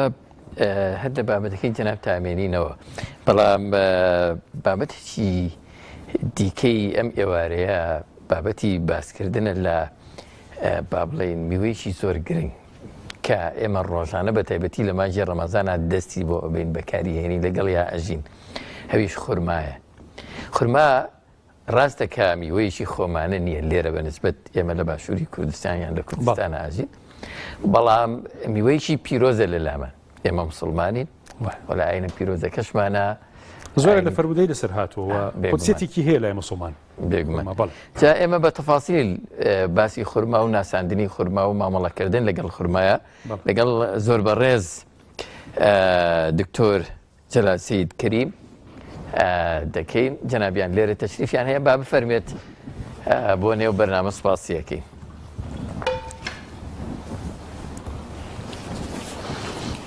عليكم السلام ورحمة الله وبركاته. بخير بن. سلام فرمو. پیش هاتنت کومەڵی خورمای باش ما بۆ هاوتر نازانم. دەستان خۆش گرنگە کە باسی شتێکە کە ئەو شتە لەبەر دەستا بێت هەر زۆریش باش خۆشترە. آخر پیاوە ترسێ دەستی بۆ بەرەو بیخۆ فەڕوبەرەکەتی جەنابیان. ما ناس ئینشاڵڵا بەڵام زەرورە کە ئەو کەسی کە بەرنامەکە بینێت بە چاویش سەیری خورماکە بکە و ئەمجاش ڕێلای قسەکانی ئێمە بێت کە باسی چیەکەین بەڕاستی. دێینەوە سەر ئەم بابەتی خورما ئەوکەی جەنابێت وەڵام جەنابی کاک شێخ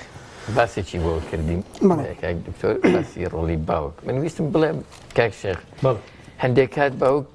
ئیرادەی هەیە نیەتی هەیە کە باوکایەتی بۆ مناڵەکان و خێزانەکەی بکە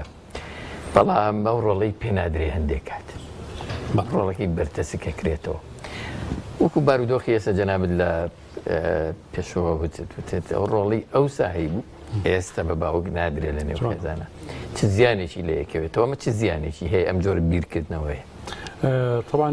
مناڵ لە دەست دەرەشێمەوەسا اینجا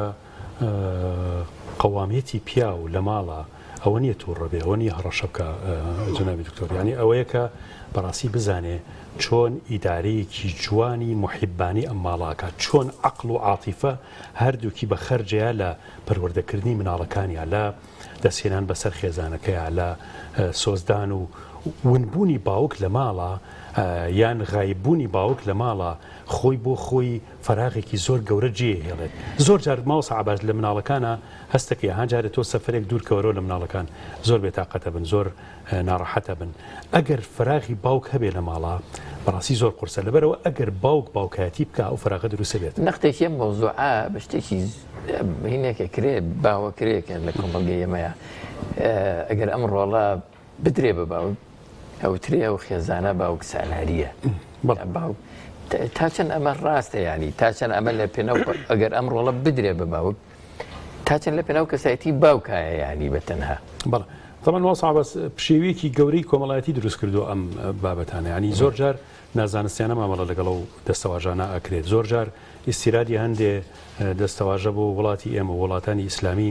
خۆی بۆ خۆی کێشە دروستەکە چووکە جاری وهەیە و کێشەی لە ڕۆژاوا هەیە و کێشە لای ئێمە نییە یا بەو زەقیە نییە یا شێوازی کێشەکە چارەسەری کێشەکە جیاوازە لای ئێمە لەبەرەوە هەر مستەلاحێکە لە ڕۆژاوایەتەیە وڵاتی ئێمەیەتە کوردستانی ئێمە ئەبێ زۆر حەکیمانە مامەڵی لەگەڵا بکرێت زۆر ورد تعاملی لەگەڵا بکرێ بزانین ئایا چەندێ بە ئێمە ئەخوات آخر وەختی ئەگەر تۆ دەوری باوک کەمەکەیتەوە بە باوک سالاری هیچ شتێکی بەدەستەوە نایڵی ئەی کێ جێگەکەی بگرێتەوە دایکێکە بەڕاستی فریایی زۆر جار ئیش و کارەکانی ماڵی خۆی ئیشی دایرەکەی چکە تۆ ئەم دایکت لە ماڵیش دەرهێناوە خستوتە ناو دایرە خستوتە ناو کارانەیە کردوتە دایەکی بینێ لە سەرسرە بەڵێ زۆر گەورەیە دایکت کردووە بە سایقی شۆفڵ کردوتە بە سایقی لۆری ئەشتەوێ عاتیفە بە مناڵەکەی ئەشتەوێ مناڵەکەش پەروەردە بکە ئەشتەوێت دەوری باوکەکە ببینێ ئەم دایکە بەڕاستی هەمووی لێ تێکەچێت و هیچی ناباتە سەر لەبەرەوە وەختی ئەم دەورە لە باوکە سێنینەیین بەدایک دەورەکە زۆر ناهاوسەنگ دەرەچێت زۆر ضرورە ئێمە قورئان و سنەتی پێغەمبەری خوا صلی الله علیه وسلم چۆن ئەڕوانێتە ئەم بابەتانە مەسەلەی باوکایەتی مەسەلەی دایکایەتی ئێمە ئاوا سەیری بکەین ئینشاءالله هیچ زەرەرێ ناکەینەوە ئەو پەڕی قازانجەکەی ئەگەر سەیرێک یان ڕوانی نەبکەین بۆ یعقوب پێغەمبەر کاتێ باوکایەتیەکە لە نێوان ئەو کوڕانەی کە هەیە و چیرۆکە کە زۆر کات بیستومانە چیمان فێرەکە جەنابی مامۆستا تۆ چۆن لێ ڕوانیە و ئەوەی کە یعقوب پێغەمبەر هەیەی و باوکێک باسەکرێت لە بەرامبەر یوسف و کوڕەکانی دیکە حتا ئەگەر بێ ئەدەبی نەبێت لە خزمەت حەزرەتی یعقوبە بەس وەختێک کە قورئان ئاماژەی زۆر پەنهانی تایە لەسەرەوەی کە احتیماماتێکی زیاتر بە بنیامین و بە یوسف هەدات سێرەکە ئەم نەوعێ لە حەساسیت لای مناڵەکانی تر دروستەکات ئەو کارەساتە گەورە دروستەکە لەبەرەوە ئەگونجێ شتێکی زۆر بچووک لە خێزانە کارەساتی زۆر گەورە دوای 30 ساڵی تر دروستکە لە نەوەینەوەکانتە لەبەرەوە من زۆر جارەوە وتووە کە دکتۆر مامۆستا زۆر جاری وا هەیە خێزانە کە بینی ڕواڵەتی دینداریان نییە بەڵام ئەخلاقی دیندارانیان تایە حتا ئەو مەسیحیانەی کە لە کوردستانان وەختی ئەم مەسیحیانە ئەچنە دەرەوەی کوردستانە چنە ئەوروپا وەکو موسڵمان تەعاملەکەن چونکە ناو مجتەمەعی ئیسلامیە ژیاون هەڵسوکەوتیان ینی ئەخلاقیان هەڵسوکەوتیان هەروەکو ئێمە وایە وەکو ئێمە موسڵمان وایە لەبەرەوە یعنی ئێمە مقەیەدین بەوەی کە بەڕاستی ئاگامان لەوە بێت خەلەلێک دروست نەکەین بە تایبەتی باوکایەتی مەسئولیەتێکی زۆر گەورەیە بۆ ڕۆژی قیامەتیش کە ئەم خێزانە لە زەر نەچێت چونکە زۆربەی زۆری لەسەر ئەرکەکە لەسەر باوکە ئینجا دایک زۆر سپاس کەواتە بە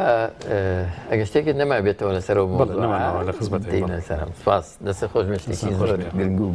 باس کرد کاک دکتۆرەوە دووبارە بەخێر بخوێرە تەشریفتان هێنا بابەتی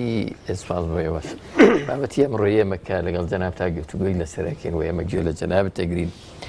باسی ئەمی وەجوانەکەین جا ئەگەر هەر سەرەتا پێمان بنێسێنی خورما چ جۆرە میوەیەکەوە چۆن ئیماماتی هەیە لە ناو ئێمەی مسلمانە بە ناوی خوای گەورە میهرەبان سپاس بۆ بەرنامە جوانەکەتان کە من ڕۆژانی کەش متابعەم کردووە نەشمزانێ خۆمە بمە میوانی هەڵقەیەکی بەڕاستی بەلای منەوە گرنگە کە زیاتر لە ڕەمەزانانە باس لە خورما بکرێت وەکو بیرهێنانێک بۆی کە خورما شای میوەکانە بەڕاستی لە زانستی خۆراک ناسیە بە شای میوەکان یاخود بە شای خۆراکەکان پێناسە کراوە بەهۆی دەوڵەمەندبوونی خورما بەو پێکاتە سیر و سەمەری کە هەیەی ئێمە لە زانستی خۆراکدا ئەگەرچی من خۆم بایۆلۆجیستم ئەنی خۆراک ناس نیم بەڵام بەهۆی مطالعە و خوێندنەوە و هەندێک جار ئیشەکەشمەوە کە لەو بارەیە کارەکەم 5 پێکاتە یاخود 6 پێکاتی سەرەکیمان هەیە کە خۆراکەکان بە گشتی لەسەر ڕووی زەوی دانی دروستە بن واتە هەر شتێک ئێمە ئەیخۆین هەر خۆراکێک هەر سەوزەی میوەیەک گۆشتێک شیرێک گێلکەیەک لە 5 بۆ 6 سنف دەرناچێت باوەڕ زانستی خۆراک واڵێ پرۆتینەکان چەوریەکان کاربۆهیدراتەکان ڤیتامینەکان کانزاکان لەگەڵ ئاوە ئەوەی کە سەیری لە خورمایە کامڕۆ باسی خورما ئەکەین سبحان الله خورما هەموو پێکاتە خۆراکیەکانی تایە هەر 5 تایە هەر 6 تایە بە ئەگەر ڕۆتەب بێ ئێستا بێدین باسی جیاوازی نێوان ڕۆتەب و تەمرەکەین ئەگەر ڕۆتەب بێ خورماکەت کە خورماشلەکەی و خورمایەکە هێشتان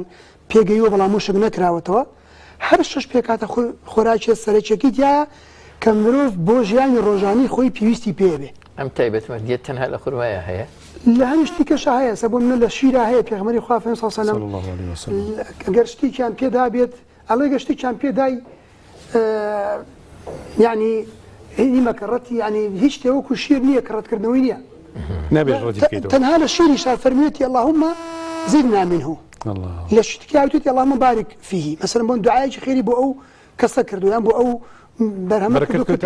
بەرەکەتی تێ بکە بەڵام لە شیر هاتووی اللهم زدنا منه ئیترمان بنێ شیری ئەو پێکاتی تایە پێکاتە سەرچیەکان کەواتە فەرموو بڵێ کەواتە خورما ئەگەر بێت و لە بەهەشتەوە پیاە بین کە هیچێکە لە سەرداری درەختەکانی بەهەشت النەخیل بۆ درەختەکە بەکاردێ و ئەتوانین بڵین لە 18 بۆ 20 بۆ زیاتریش لە قورئانە بە مباشر بەخیر و باشێ باسی نەخل و نەخیل کراوە خورما و دارەکەیشی بڵێ و تەنانەت ئەڵێن باسکردنی خاص لە دوای عام مفەسیرەکان دەڵێن ئەمەش دیسان گرنگیەکە فيها فاكهة ونخل ورمان يعني بەهەشتی تایە میوەی زۆر تایە بەڵام بە تایبەتی نەخل و ڕمان بە تایبەتی هەنار و خورما يعني کەواتە باسکردنی خاص لە دوای عام بۆ گرنگی پێدانی ئەو میوەیە کە تەمەنی مازانی خورما میوەیە هەناری شەر میوەیە بەڵام تایبەتکردنی خورما یان هەنار لە دوای فاکیهە بەگشتی بۆ گەڕێتەوە کە بەڕاستی شای میوەکان و شای درەختەکانە نەخیل و لە فەرمودەی زۆر لەسرە پێغەمبەری خوا لە ژیانی ڕۆژانەی خۆیان تعاملێکی زۆری هەبووە چ لەگەڵ درەختەکەی وەکو دار خورما چ لەگەڵ ڕوتەبا چ لەگەڵ تەمرە کە ئێستا دێنی ئینشاڵڵا باسییان نەکەین بەڵام خواردنێکی سەرەکیە خورما لە ینی خواردنە ئێستا بێژگەلەوە کە میوەیە ینی سەردەمی پێغەمبەر صلی الله علیه و عەرەب بە گشتی ئەو وڵاتانی کە خورمای تیا بووە لە سەردەمێکە بووە کە بڵین خواردن زۆر نەبووە وەکو خواردنێکی ڕئیسی لە سێژەمەکە خوراوە ناڵین لە سێژەمەکەی بەڵام وەکو خواردنێک کە لە فەرمودیەکە عایشە فەرمێ ڕزا ڕەحمەتی خوای لێبێ فەرمێ چەندین هیلال بەسەرمانە تێپەڕی تەنها ئەسوەدانمان هەبوو التەمر والماء لە شوێنێک یعنی بەڵێ ئەسوەد یعنی لە هەندێکیانە شەرحەکەی وا کراوە ڕافەکەی کە تەنها ئاو خورمامان خواردووە بە چەند مانگ ئەمە وا گەیەنێکە بە خورما ئاژی ئینسان بەتەنیا بە خورما ئاژیت کەواتە هەر پێنج پێکاتە سەرچیەکەی خۆراک پرۆتینی تایە پرۆتینێکی ڕۆکی کوالەتی بەرزی تایە کاربۆیدراتێکی ئاسان هەرسکەری تایە واتە کە تۆ بە ڕۆژوویت بۆ پێغەمبەر سەلەم ڕوتەب لە فەرمودەکانە من دراسی فەرمودەکانم زۆر کردووە کە باسی شکاندنی یاخود عجاز و حکمەتی شکاندنی ڕۆژوو بە خورما لە فەرمودەکانە تەسەلسولی ڕوتەب هاتووە دوای ڕوتەب تەمر دوای تەمر ئاو ئەگەر بە ڕوتەب واتە خورماشلەکە تۆ ڕۆژوت شکاند ئەوە پێکاوتە لە ڕووی فەرمودەکەەوە سونەتەکە جێبەجێ کردووە لە ڕووی زانستیش ئەوە تۆ ڕوتەب دووەرگرتووە کە لە 150 ئاوە 50 خورمایە ڕوتەب لە 150 خورمایە 150 ئاوە کەواتە تۆ توانیتە هەم ئاوەکە وەرگریت کاتێکە خورمای شل ئەخۆی هەم خورماکەم ئاوەکەش ئەگەر نەبوو ئەنجا تەمر و ما یعنی بێ ئەگەر خورمای وشک تەر دەست نەکەوت خورمای وشک لەگەڵ ئاوە ڕۆژۆکەی پێ بشکێنە کەواتە هەموو دوانش نەبوو ئاو بڵێ ینی سێهەم شت ئاوە سێم شت ئاوە بەڵام تەسەلسولەکە بەوە هاتووە ڕوتەب تەمر ئەنجا ئاوەکە دوای تەمرەکەەوە هاتووە خورما وشکەکەەوە بەڵام ئەوەی کە گرنگەوەیە بۆچی ینی خورما تایبەت کراوە کە ڕۆژی پێ بشکێنیت ئەوانی کە شەرحی فەرمودەکەکەن و ئەوانشی کە سپۆر لە بواری خۆراکیاڵێن باشترین شت کە گەدەی مرۆڤ و دوانزەگرێ و ڕێخۆڵەکان و جگەر پەنای بۆ ببات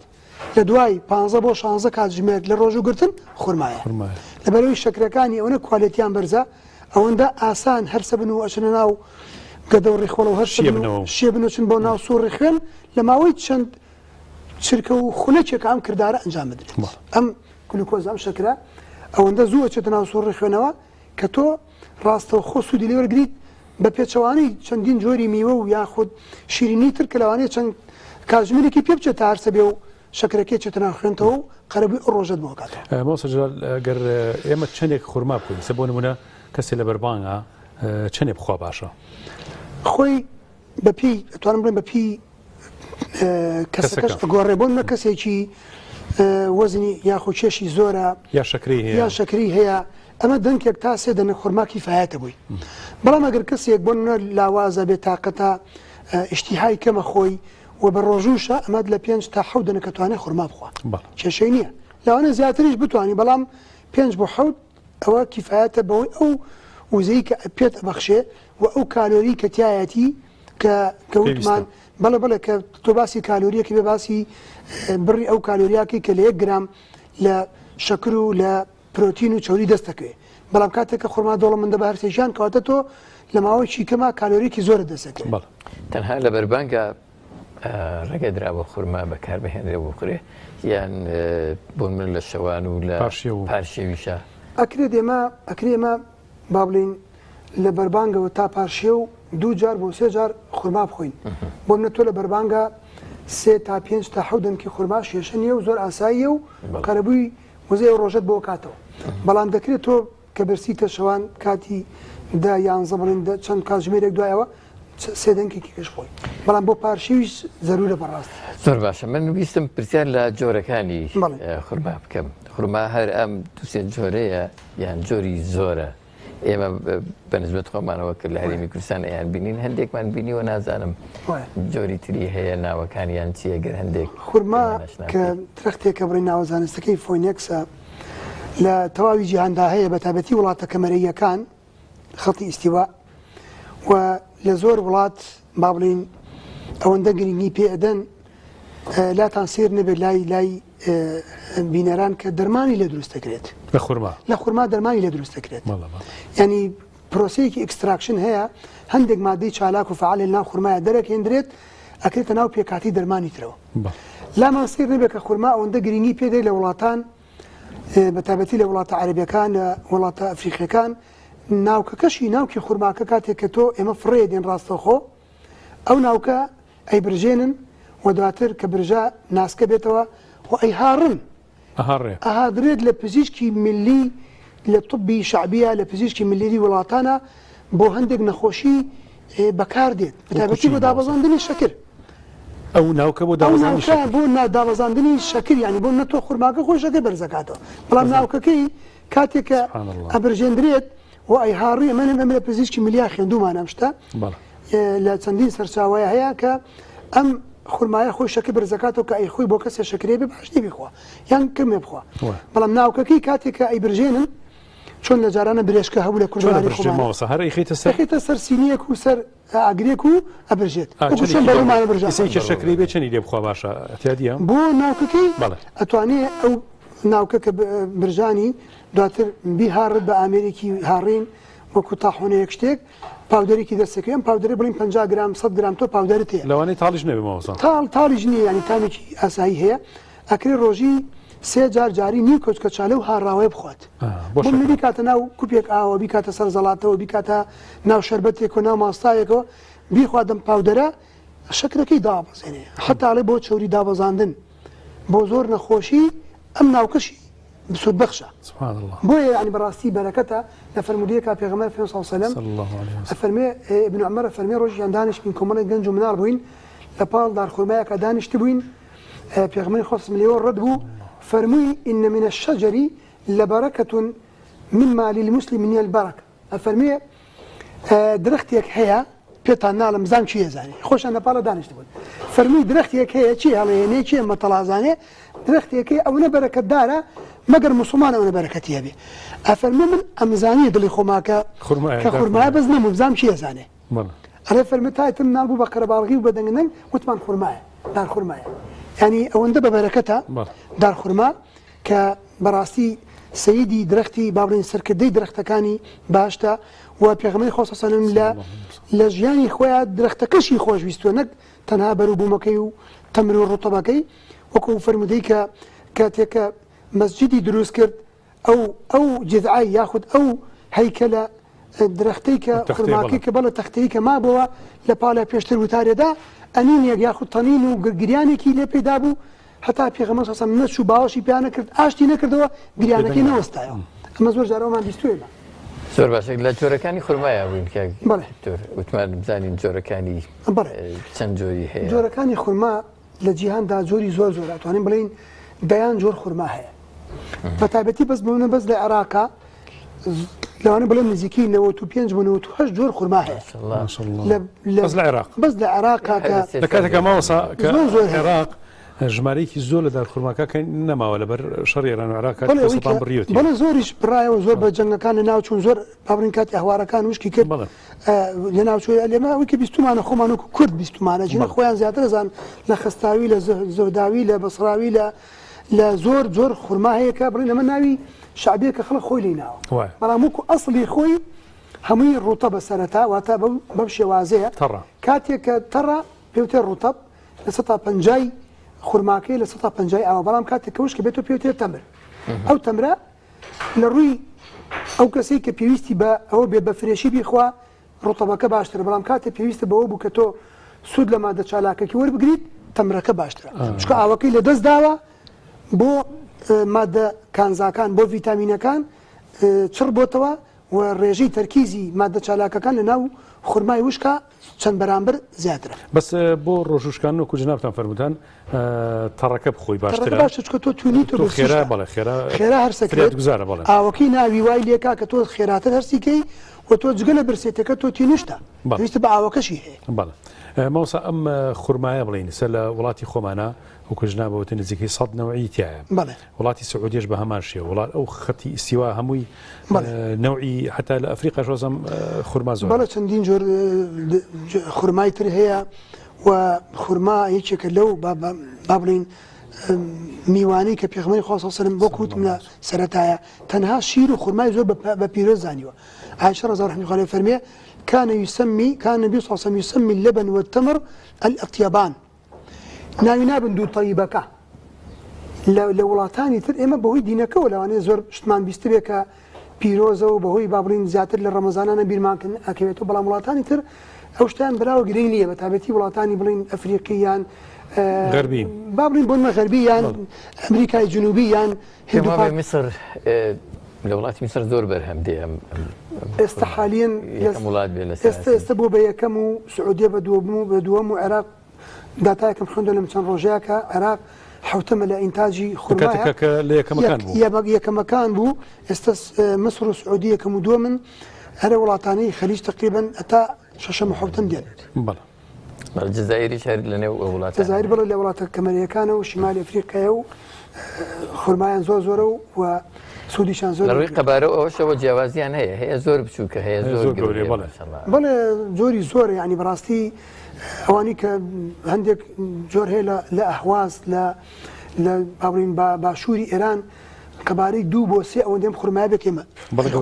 بەداخەوە بە نرخێکی گرانە بۆن بوو لە مەسای تۆ گە بتەوەی خرمایکی زۆر باش بکڕبی خۆی لەو نیعمەتە سوودمەندبی زۆر گرانە بەداخەوە ڕاستە ئینشاءڵڵا ئاسانە بێ بۆ مناڵ چۆنە بەکاری بێنی کاکی دکتۆر مەسەر مناڵ ئەوە مەسەرەن وابزانم لە کاتی ناونانیەوە هەندێک جار دەمی پێش دوای ئەوە چۆن ئەکرێ مناڵ سوودمەند بێت لە خواردنی خورما مامۆستا باس بۆ مناڵ زۆر زەرورە بەڕاستی خورما لە ماڵا هەبێت ئەگەر بە تەنانەت بە شەربەت بێ کوێمە ئەم کەلتورە لە ئێمە نییە خورما بکەین بە شەربەت دەکرێت دایکان ئێستا کە ئەم بەرنامێمە بینن ئەمە بکەن بە کەلتور چکە من لە شوێنانی کە لە وڵاتانی کە بینیومە خۆشیشە زۆر تامی خۆشە زۆر بە سوودیشە دەکرێت تۆ ئەم خورمایە بێنیت ئاوێکی لێ بڕێژە لە بەرەوەی کە لەوانەیە سەمادێک شتێکی بەرکەوتوێیان ئۆرگانیک نەبێت ئەم خورمایە بێنە لە ئاوا بیخوسێنە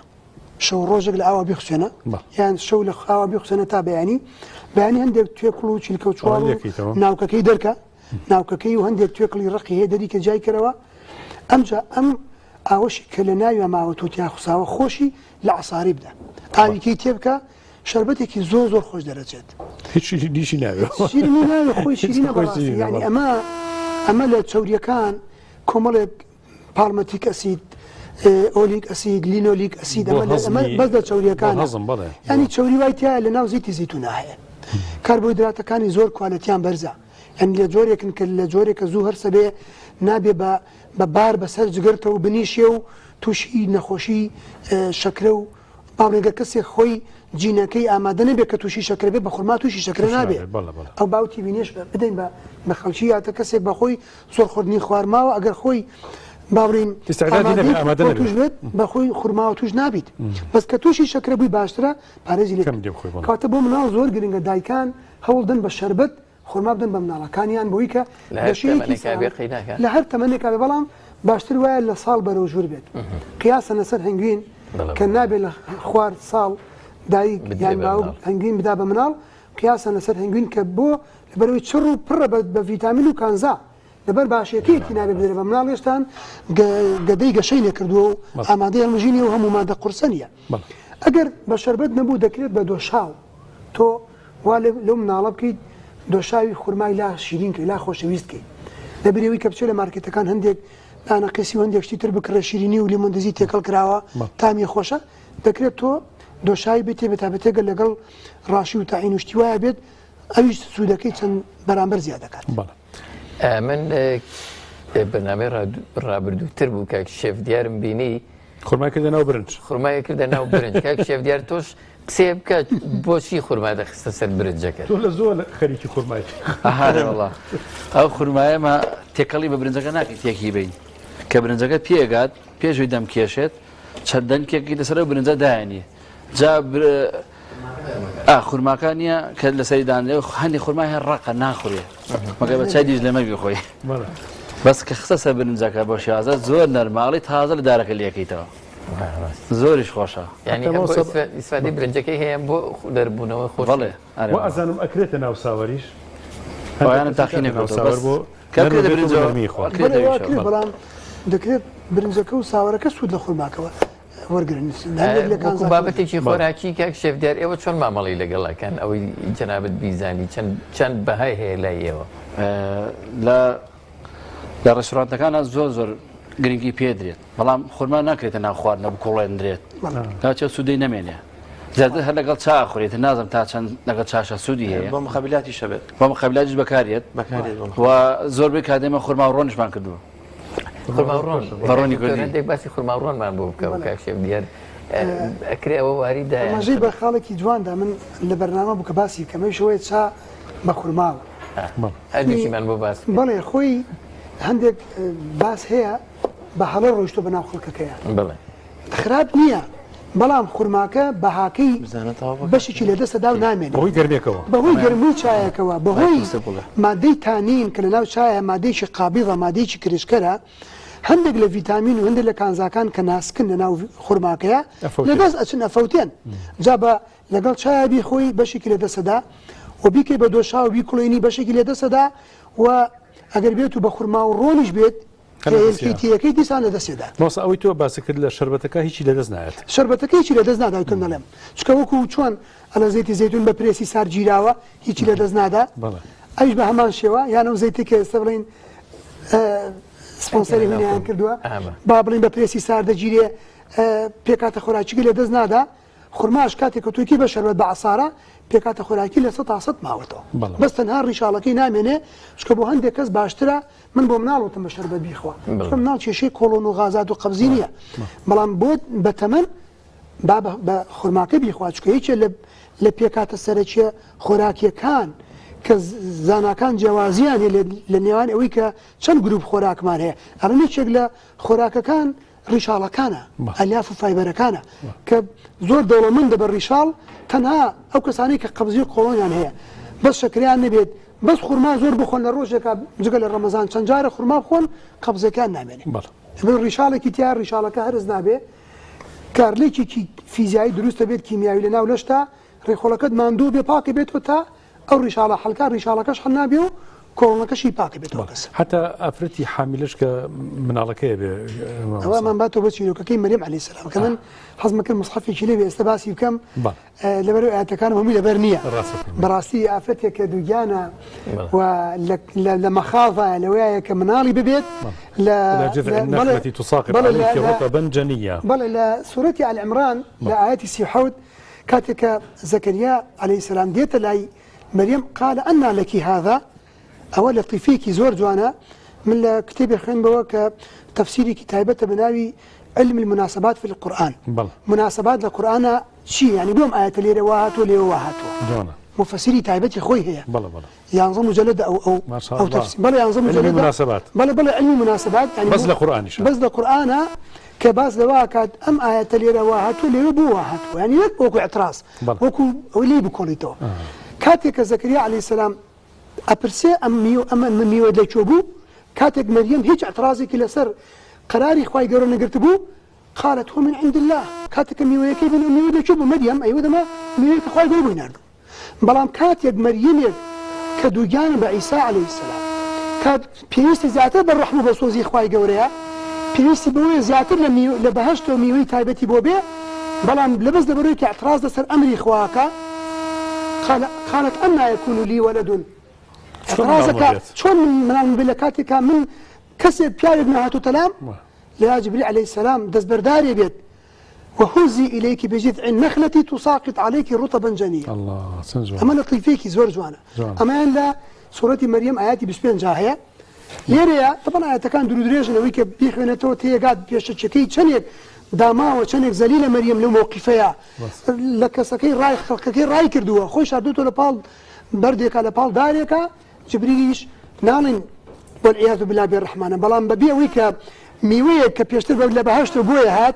ببيع مبالاة استاذ جبريل عليه السلام بي عليه وهزي إلي أترخوت طاو ما دام اعتراض لسر إيش إخواي جوركن وهزي إليك بجذع النخلة تساقط عليك رطبا جنيا. لكاتك أيش الرحمي خويا شو كلكاتك وش الرحمي خويا بلان أو مريميك بيج اعتراض قلت لسر إيش إخواي جورا ميوي بو هات استابي خوي دارك لقينته خرما كبر بيت أخوان. كواتا لم سنة طيفية جورا قليل لم دو آياته كاتك بيك وشرحانكين يعني رافيانكين أويك كاتك تو مستحقي فضل الرحمة شيء خواي جوريد لوانية لدسي بديت تنها لبرويكا اعتراض بقري كشتيب كلا لا أمري خواي أول شيء اللي هو في ريبين كوافرتاني كدو جانا كنزيكي من البونن أتوانو خرما زور بخون لبروي ملايين بو كولون وملايين بو الرحميش من على كان بأسان تربيت أما عزاز علمي أو آياتي دستان خوش بيخ وابزان أمام خرما ناش ناويان هي جنابي كدكتور من كوميشي نازانم أرغلام خرما تنازانم لا إيوا نعم كان والدة أوي كمان بزانم أما زهدي وخستاوين أو دو جوريان منيش لبالي بس من دوات تصوركم إيراني بيد لا إمنا بيد بلام أما زهدية بلا زهدي وخستاوي أو دو جوريان أنا سريته بلام خستاوي أو تركي أنا بلا أو دو جوريان لا عراق إنتاج كريو هي وأجر أجري خرما بالنازم أما براسي بهزار كان بربولا خرما ناو كان جانان ناو بوشا هبو زور جوان بو بلا ناو بوشا هي نازاني ام خرما يعني واني كونة تعزان ما وصل يعني درفتي كشي براستي كاوي شوية أم روبة هايبتي كرتي كشتوكال بهوي بيشكوتين تكنولوجيا وبيشكوتني سماده كانوا ما ذكر كاني نخوش كانوا أبي أقام لوجه براستي يعني خرمات شنو بيروزة شنو مباركة كاتك سرچاوكي نزاني دسكاري جيناتي كرابو باغ نبو دسكاري كرابو ابروف نكرابو يعني هو دين ل كارغو كومبانياي كي باور بيكراو يعني وابد كخرماكه ببروسيكي بابلين واير روشت بيت كدنيا بي سرچاوكي شويه جون اگرنا اورغانيك نبي لواني كومل كانزاي وكو قرقوشمو اماني تيابت كقرصن بو ناولش مروف بيبيتي هيفي ميتال يعني ماده قرص كان قرقوش مهندق مادي تمانية كشير بنجة دروس كان لأن بيته هو زيان بيمه. هو ما بيته له مناسبات يعني كحجاني برزة قرينا يعني وي عمرك أنا قرينا وبوير دشيتو سردان وياكيتو بيروز بايشي ليكي خرمايتي تايبته تداتي. عجوة. يعني عندك بس يو خرماية من بوبكي بوشي تايبته. بوشي هلو نوع أشياء لا أوان. كشكش بكري. بلى فرموديك معناه بيغمني خافين صلى الله عليه وسلم صحيحة فرمي من تصبح ب7 تمرات عجوة لم يضره سحر ولا سم ذلك اليوم. أفرمي هركسك بياني كردوا بحودنك خرماي وشكي عجوة أو رجاء أو اندا بابنا ملا أنا علميكي من باسيكم أو اندا أو رجاء برجري لشي بهذا بي أو اندا طاقة وحالي بودرست بي كأو رجاء نجهر كار للشيكا نسحر كار للروحيكا جون شو كيسمى لندويكا بمراسي لندوي بوباس لمؤتمر بوباس للطب النبوي بو لسر انف المديا قفتو جيك زور دروز بو عندك زور لانجلي او بون كطب نبوي ابي حرفا وكو خوي جيب كريه عندك كانوا نخيرا فرمودانا بيغمصهم فرميتي بلام لواني مجالي مناقشه زور هالبقريه عندك كانوا فرموا بيغمي خاف يعني ما ينطق عن الهواء إن هو إلا وحي يوحى لا خوي وني فرموا هم وحي أقصى كان عنده شيء أعمالي دنيوية باشا يتر أوي كمان بيجشتن لو مؤتمرها أوي كبيغمي خاصة سلام عندك شتي فرموه كو نبيك ني فرموه من جنگا كان بون من عندك شتكا كشوا مدينة كم شتكا وتي وتشي كان ده هذا سدر خرماء فرمودك في قضية تعبير النخل سيدي كرد خلقي مدينة هلالي خرماي نيرا هنا اتكير مسد على ميكانا بوي كبر بقري فرمي اول ما كان اگر خواي جوري ارادي لسربيه خوي هرب بقري اي بيغمر خو صلى الله عليه وسلم خو بيغمره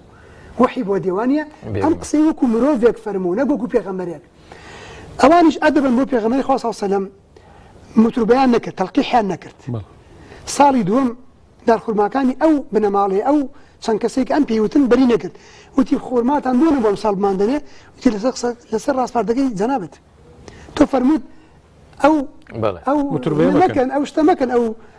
تەلقیحە ئەنجا فەرمووی ئینەما ئەنە بەشەر فەرمووی ما ئەوەی کە من ئەوەی کە پێتانەموت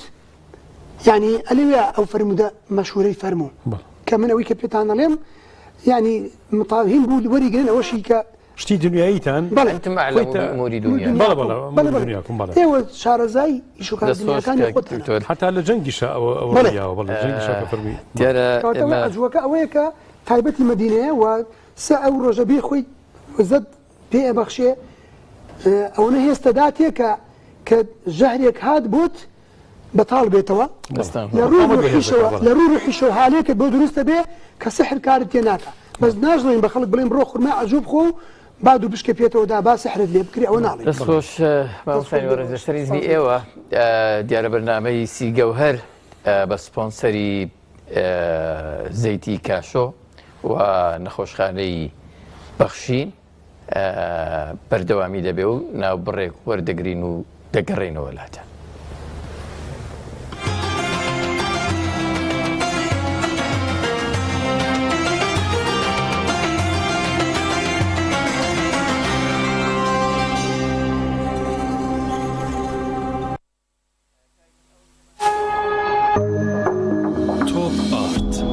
بریکاری تۆڕی میدیایی کۆمەڵ بۆ بەرهەمهێنان و بڵاوکردنەوەی ڕێکلام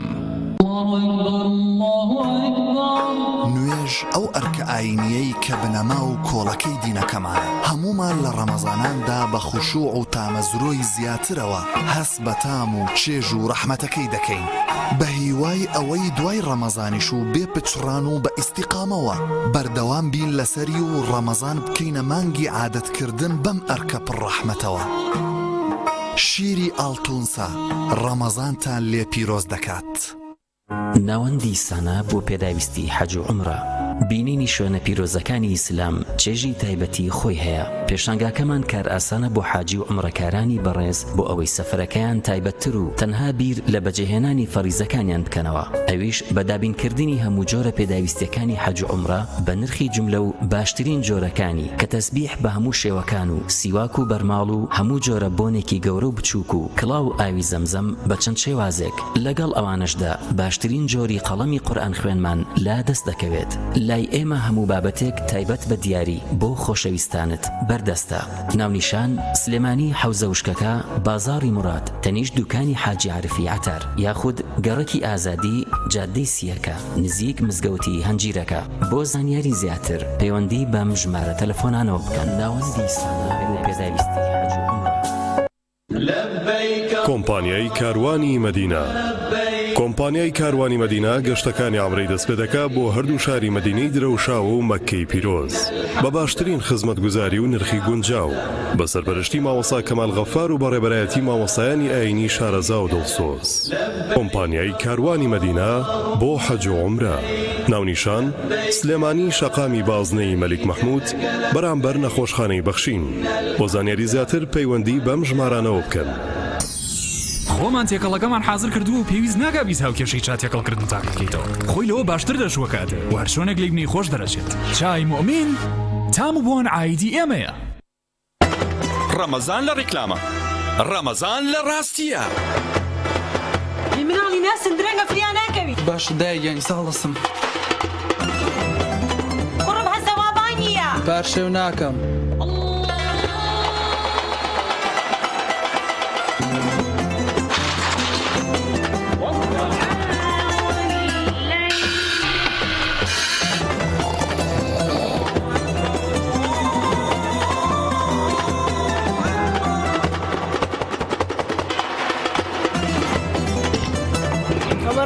بەڵێ بەڕۆژوو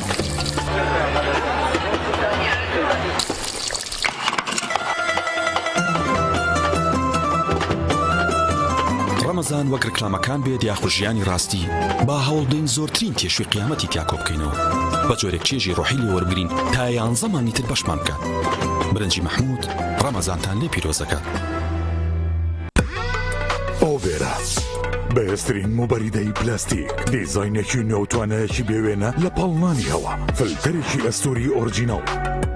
کەمترین دەنگی هەیە و دەگرمانە ماتۆری ماگنێتی تۆربۆیە و 100 پلەی خێرایی هەیە و بە 2 ئەمپێر کارە بەکار دەکات دەبڵ واتەر پەمپە بۆری و پلاستیکەکەی ڕیسایکلین نییە و بەرگەی پەستانی زۆر و ساردی و گەرمی دەگرێت شاشە و کۆنتڕۆڵی هەیە و دەتوانرێت لە ڕێگەی وایفایەوە کاری پێ بکرێت ئۆبێرە شایەنی ماڵی تۆیە کاشۆ بەرهەمێکی خانەدانە تایبەت بە خوان و چێشتخانە چێژ و جوانی زەیتی کاشۆ مایەی کۆکەرەوەی خێزانە بۆ دوورکەوتنەوە لە زەخت و شەکرە کاشۆ دەوا و دەرمانە هەمیشە مەڕوانە لە هەرزانی کە ئەزانی لەسەر سیحەتت گرانە دەسا هەڵبژێرە زەیتی کاشۆ بەرەکەتی سفرە و خوانە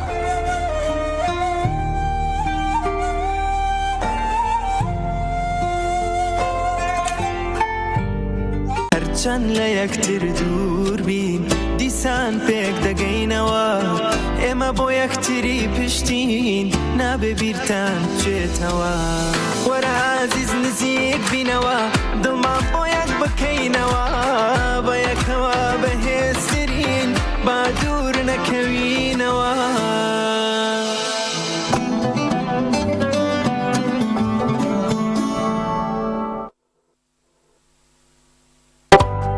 گرفتی ئەوەت نەبێت جلەکانت پیس بوون و بۆنیان ناخۆش بێت کاتێک جلشۆری هایسنس پیورجێتت هەیە.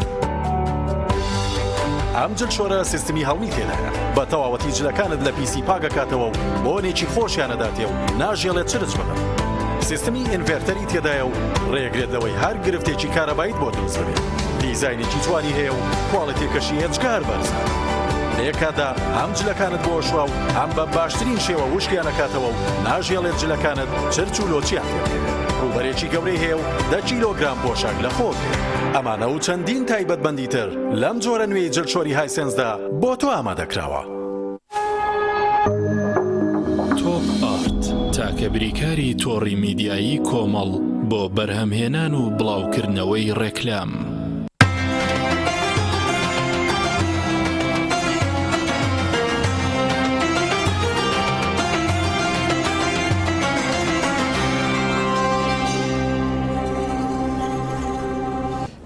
بەڕێز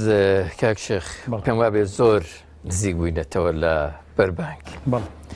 ئەوە ماوەیەکی زۆرە بە ڕۆژوین خۆی گەورە ڕۆژووی ئێمە و بینەران و مسلمانان بە تێکڕا قبول بفەرمێ پێم وابێ تر کاتی ئەوەیە مسلمانان دەستەکانیان بۆ حزوری خۆی پەروەردگار بەسکەنەوە تاکە فریاد ڕەسی هەرە باڵار خۆیەتی بە فریای هەمومانەوە بێت بۆچی گرنگە ئێمە لەم کاتەیە هانا بۆ خوا بەرینەوە و دوعا و نزاکانمان بکە هەروەکو چۆن ئەو برانی کە لە بواری وەرزشە قسەیانە کرد ڕۆژانی ڕابردوو هەڵێ پێش بەربانگ یا لە دوای عەسر کاتێکی زۆر باشە بۆ وەرزشکردن چونکە کالۆریەکی زۆر سەرفەکەیت وە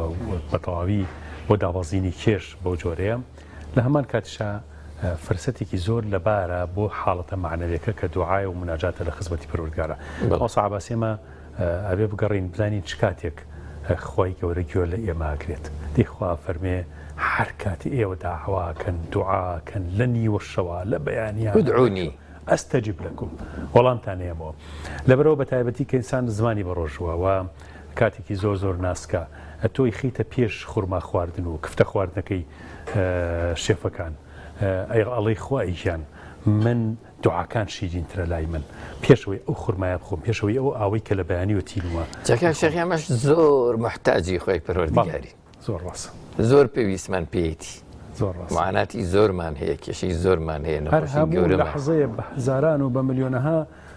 تەرتیباتمان بۆ کرێ بە خۆمان نازانین یەسام جیهازی جسمیە بە ماوەسا عەباس یەک دنیا ئیشەکات بە کێ ئیکا بە لوتفی ئیلاهی ئیشاکات ئەم دەست و قاچەمان ئەم فکر و بیرکردنەوەمان ڕۆشتنمان ئیشەکانمان کە بۆمان ئاسانەکرێت هەمووی لوتفی ئیلاهیە کەواتە ئینشاءڵڵا بەشێکی باشی ئەم بەرنامەیەش کەمێکی تر تایبەتەکەین بەوەی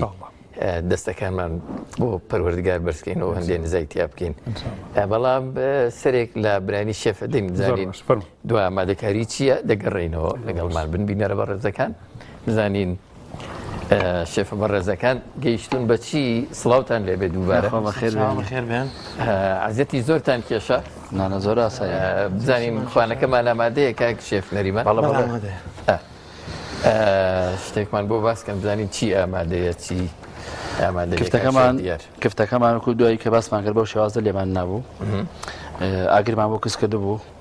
ئەمە بێشمان هەرماوە چەند ئەکوڵێ گەشتی ینی پێکەوە وەڵانی ساعتی شێوەیە بۆ کوڵاندنی کفتەکە کاریکردی نایەوە بەڵام وەکی تر نیو سعاتیکەوێ وڵات تقریبا هەمووی ساعتێکی پێچێت شتێکی مەزبوط دەرچێت ئێمە سنعەتی وێنانێکە پێگەشت حاضری وێنانێکە ئەمە وێنانیە ئەوش پەنیرەکەیەتی جەنابی پەنجەکە خۆت بڕیتە کاک نەریمان یا جان خۆم بڕیمە بەڵێ لیمۆی بۆ ئیزافە کردووە چۆن زەیتونی بۆ ئیزافە کردووە شتێکی جوانی کردووە ئەمەشمان هەیە ئەم سوب ئەمە چیە سەوزەواتەوە سوبی سەوزەوات زیاتر بریتی ئەمە لە قەرنابیت بروکلی هەروابێتەوە گێزەرە پەتاتەیە لەگەڵ بڵینە ئەمە پێشنان خواردن تۆزێک بەهادەی دەمانەکە زۆر باش شتێکی زۆر باشە و شتێکی سفادی لێکە ئەمە چووکە بە سەوزەواتە بەڕاستی من نەمریشکی تایە گۆشتی تا هیچ بابەتێکی گۆشتەوەی گۆشتیتانێ با پرسیارە بکەین کاک شێف کاک شێف دیە پیاو چەند دانە لەوە بۆ دانەیەک بەسە دوایە بەدانە تێرە خۆشە دوانە چۆن ئەمە چی ماوەتەوە ئەمە کفتەیەکی گەورەیە بەڵام لەمە دڵەکەی مەجینێ بۆیەوە حەزم کرد ببینەران بزانێت کە ئەتوانی بۆ شێوازە دەری بکەی بە شێو گەورەیە لە سلێمانیە کفتی ساڵونکەرن هەیە ئەوە گەورەیەوە بەڵێ ئێستا هەیە دوای زایدێکی لێ دێت و لەتیەکی ئەوە نەفەرونیەک بێخۆ خۆش ماشەڵڵا خوانەکەتان زۆر جوانە ئەمەشمان هەر هەیە بەڵێ ئەمەشە ئەمە قبیلاتێکی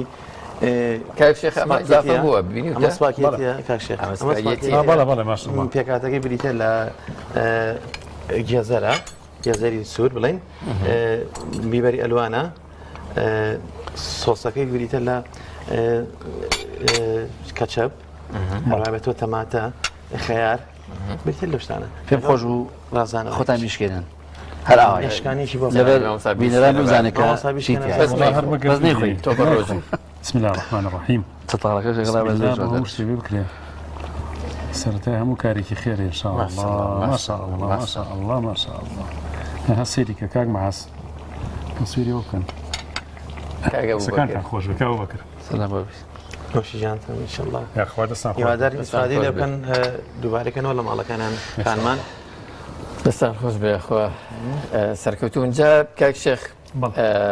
هەر لێرەوە جەنابتان ئەگەر عەزیەت بکێشن کاتیەوەیە کە نزا و پەڕانەوەکانمان بۆ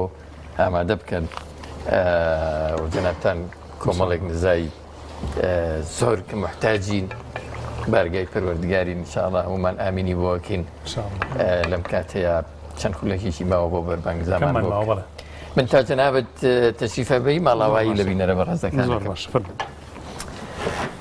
بینەرە بەڕێز و خۆشەویستەکان ئەمڕۆ کاتێکی باش لەگەڵ ئێوەیە بووین لە بەرنامەی سی گەوهەرەوە من لە کۆتاییە سوپاسی هاوکارم کاک شێخ فاتح و میوانە بەڕێزەکانم و هاوکارانم لە ستۆدیۆ هەر لە کاک ئارامی دەرهێنەرەوە تا ستافە جوانەکەی کە لەگەڵمان بوون لەم بەرنامە خنجیرانەیە و تێکڕای و بەڕێزانەی کە لە پشت ئامادەکاریان بەرنامەیەوە بوون سپاسیانەکەین دەستیان خۆش بێ خۆی گەورە بە پەرستش و عیبادەت لیان وەرگێ دەستخۆشی لە هەموویانەکەم دێنە کۆتای یەڵقیەم جارەی بەرنامەکەمان لەگەڵ دەستخۆشی بۆم شێفە بە ڕێزانە تاڵقێکی تر پێتانەگەینەوە هەمووتان بەخوای برز و باڵا سپێرین فەرموون کاک بسم الله الرحمن الرحيم الحمد لله رب العالمين والصلاة والسلام على سيدنا محمد وعلى آله وصحبه أجمعين يا ربي حمدي تو ڕێکبوونیە بێت یا رب سەنای تۆ بەردەوامیە بێت بەردەوامی و ڕێکبوون ڕاستبوونیەوێت ئیستیقامەتیەوێت حەمدی تۆ یا رب العالمین زۆرترین تەسبیحات و تەقدیس و تەحمید و تەمجیدیەوێت حەمدی تۆ ئیخلاسێکی زۆر زۆریەوێت ڕازی بوونیەوێت یا رب ئیخلاس یەکتاناسی و ئاوێتەی یەکڕووگەبوون و توولی عیبادەتیەوێت کۆمەکیەکێوێت کە کۆمەکی خۆی گەورە بێ بۆ بەندەکەی یا ربی عظمت سنور ناسێت چاوی ناظر هەمیشە بۆ مەجدی جەبەروتت قاسێت صفەتی مەخلوقاتت بۆ خۆت مەقبول نییە یا رب قبولت نییە تۆ ئەڵڵای تو بێ هاوتایت ذیکر و فیکری ئێمە کە زۆر بچووکە لەکوێ هەی بە کبریا و عەزەمەتی تۆ بە یا رب ئیرادەی ذاتی حەق بە کەس سنووردار ناکرێت عەفومان کە و لێمان خۆش بە هیدایەتمان بەو دامەزراومان کە عاقبەت خێریمان پێ ببەخشە یا رب یا ربی خوای گیان ئێمە خۆمان زۆر جار ئەمانەوێ لە ڕێی خۆمانەوە لە ڕێی نەفسی خۆمانەوە ذاتی تۆ بناسین لە ڕێی فەلسەفەی خۆمانەوە تۆ بناسین کورت و قاسیرە بێت و کورت خایەنە یا ربی خوایە صالحیمان پێ ببەخشە دامەزراویمان پێ ببەخشە ئیمانی کامڵمان پێ ببەخشە ئیلاهە العالەمین خۆمان و نەوەی نەوەکانیشمان صالح بکە ئەولادی مسلمانان صالح بکە عاقبەت خێریان بکە یا رب تەوفیقیان بە بۆ ئیمان و بۆ ئیسلامەتی یا ربی خوایان لە لغۆربوون و لە خشتە بردن و لە شکستهێنان لە ڕووی دین و ئیمانەوە نەوەکانمان بپارێزە نەوەی مسلمانان بپارێزە هەر کەسێ هەر کێشە و مشکلەیەکی هەیە ئێستا یا رب العالمین کێشە و مشتیلەکانیان بۆ مەهێڵە یا رب یا ربی خوایان ون بۆکانی مەلەکوت نەبین ئیلاهە العالەمین تیاچوەکان نەبین یا رب العالمین دەستمان بگرە ئیلاهە العالەمین بۆ باشترین ڕێگەیە کە ناسینی تۆی تیا بدۆزینەوە کە تەوفیقاتی تۆی تیا بەدی بکرێت یا ربی خوایە دەستکاری دڵەکانمان پەیوەستە بە عەرشی عەزیمی تۆوە دڵمان پەیوەستە بە عەرشی عەزیمی تۆوە ئیلاهە العالەمین بەلای باشەیە بخە و بەلای خراپەیە نەکەوێت یا ربی خوایە مسلمانان هەر دوعا و پاڕانەوەیشیان هەیە ئێستا دوعا و پاڕانەوە و لاڵانەوەکانیان قبول بکە عەفویان کە و لێیان خۆش بە و هیدایەتیان بە هیدایەتی هەموو لایەکمان بە ڕزق و ڕۆزی و بەرەکەتی خۆ بڕێژە بەسەر ئێمە و تەواوی ئیمانداران و مسلمانان و بەتایبەتی ئەم کوردستانە خۆشەویستەمانە یا ربی خوایە ئەم کوردستانەمان لە هەموو بەڵا و موسیبەت و نەهامەتی و شەڕ و ئاژاوەیە بپارێزە جارێکی تر نەکەوینەوە دەستی دوژمنان یا رب العالمین جارێکی تر نشوستی بەسەر میلەتەمانە نێتەوە یا رب العالمین سەرفرازی و عاقبەت خێریمان پێ ببەخشە اللهم آمین آمین آمین یا مجیب السائلین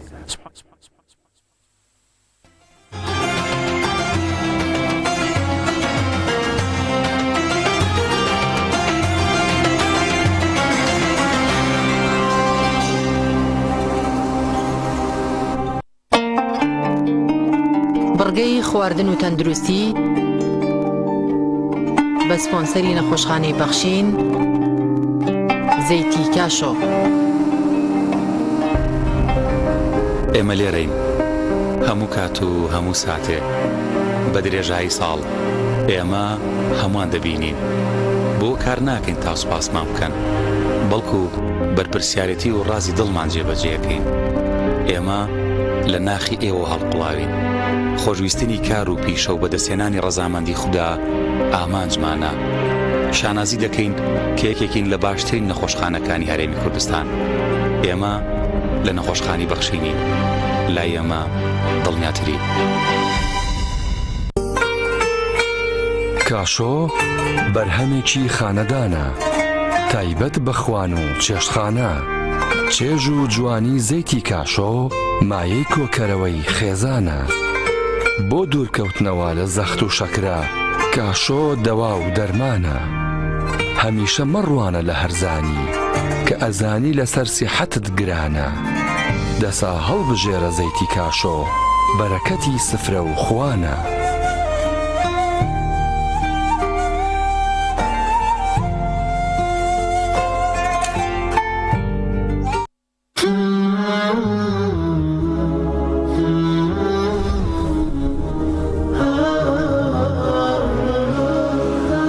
خۆشەویستان و بەڕێزان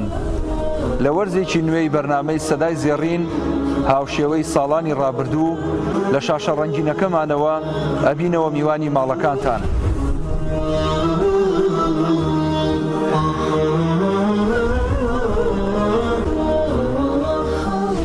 والذين يقولون ربنا اصرف عنا عذاب جهنم إن عذابها كان غراما أصحاب الجنة هم الفائزون.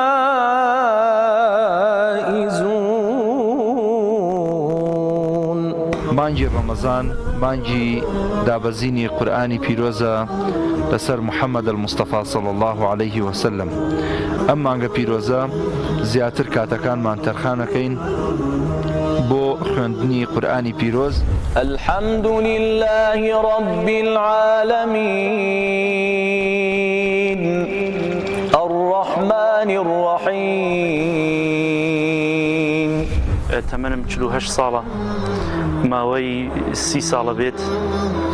لە خزمەتی قورئاندام و تلاوەتی قورئان. والضحى والليل إذا سجى ما ودعك ربك وما قلى وللآخرة خير لك من الأولى ولسوف يعطيك ربك فترضى.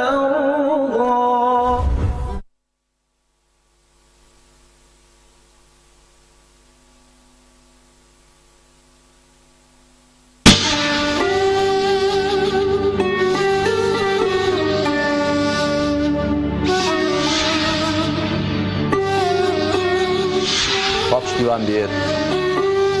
لە 30 شەوی ئەم مانگی ڕەمەزانەدا بابەتێکتان پێشکەش دەکەم لەژێر ناونیشانی بەرە و دۆستایەتی و هاوکاری نێوان مسلمان. هەر کۆمەڵە مسلمانێک لە چوارچێوەیەکدا لە جوغز و بازنەیەک تەرسێکدایە وا دەزانێت دنیا هەر ئەوەندەیە و دینداری هەر ئەوەیە کە ئەو دەیکا خۆمان لەوە بێنینە.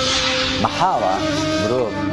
نێوەڕۆک و ناخی ئاوەدان بێ و جوان بێ و ڕێک بێ و شەرعی بێ ڕواڵەتەکەی ناشیرین ناڕێت.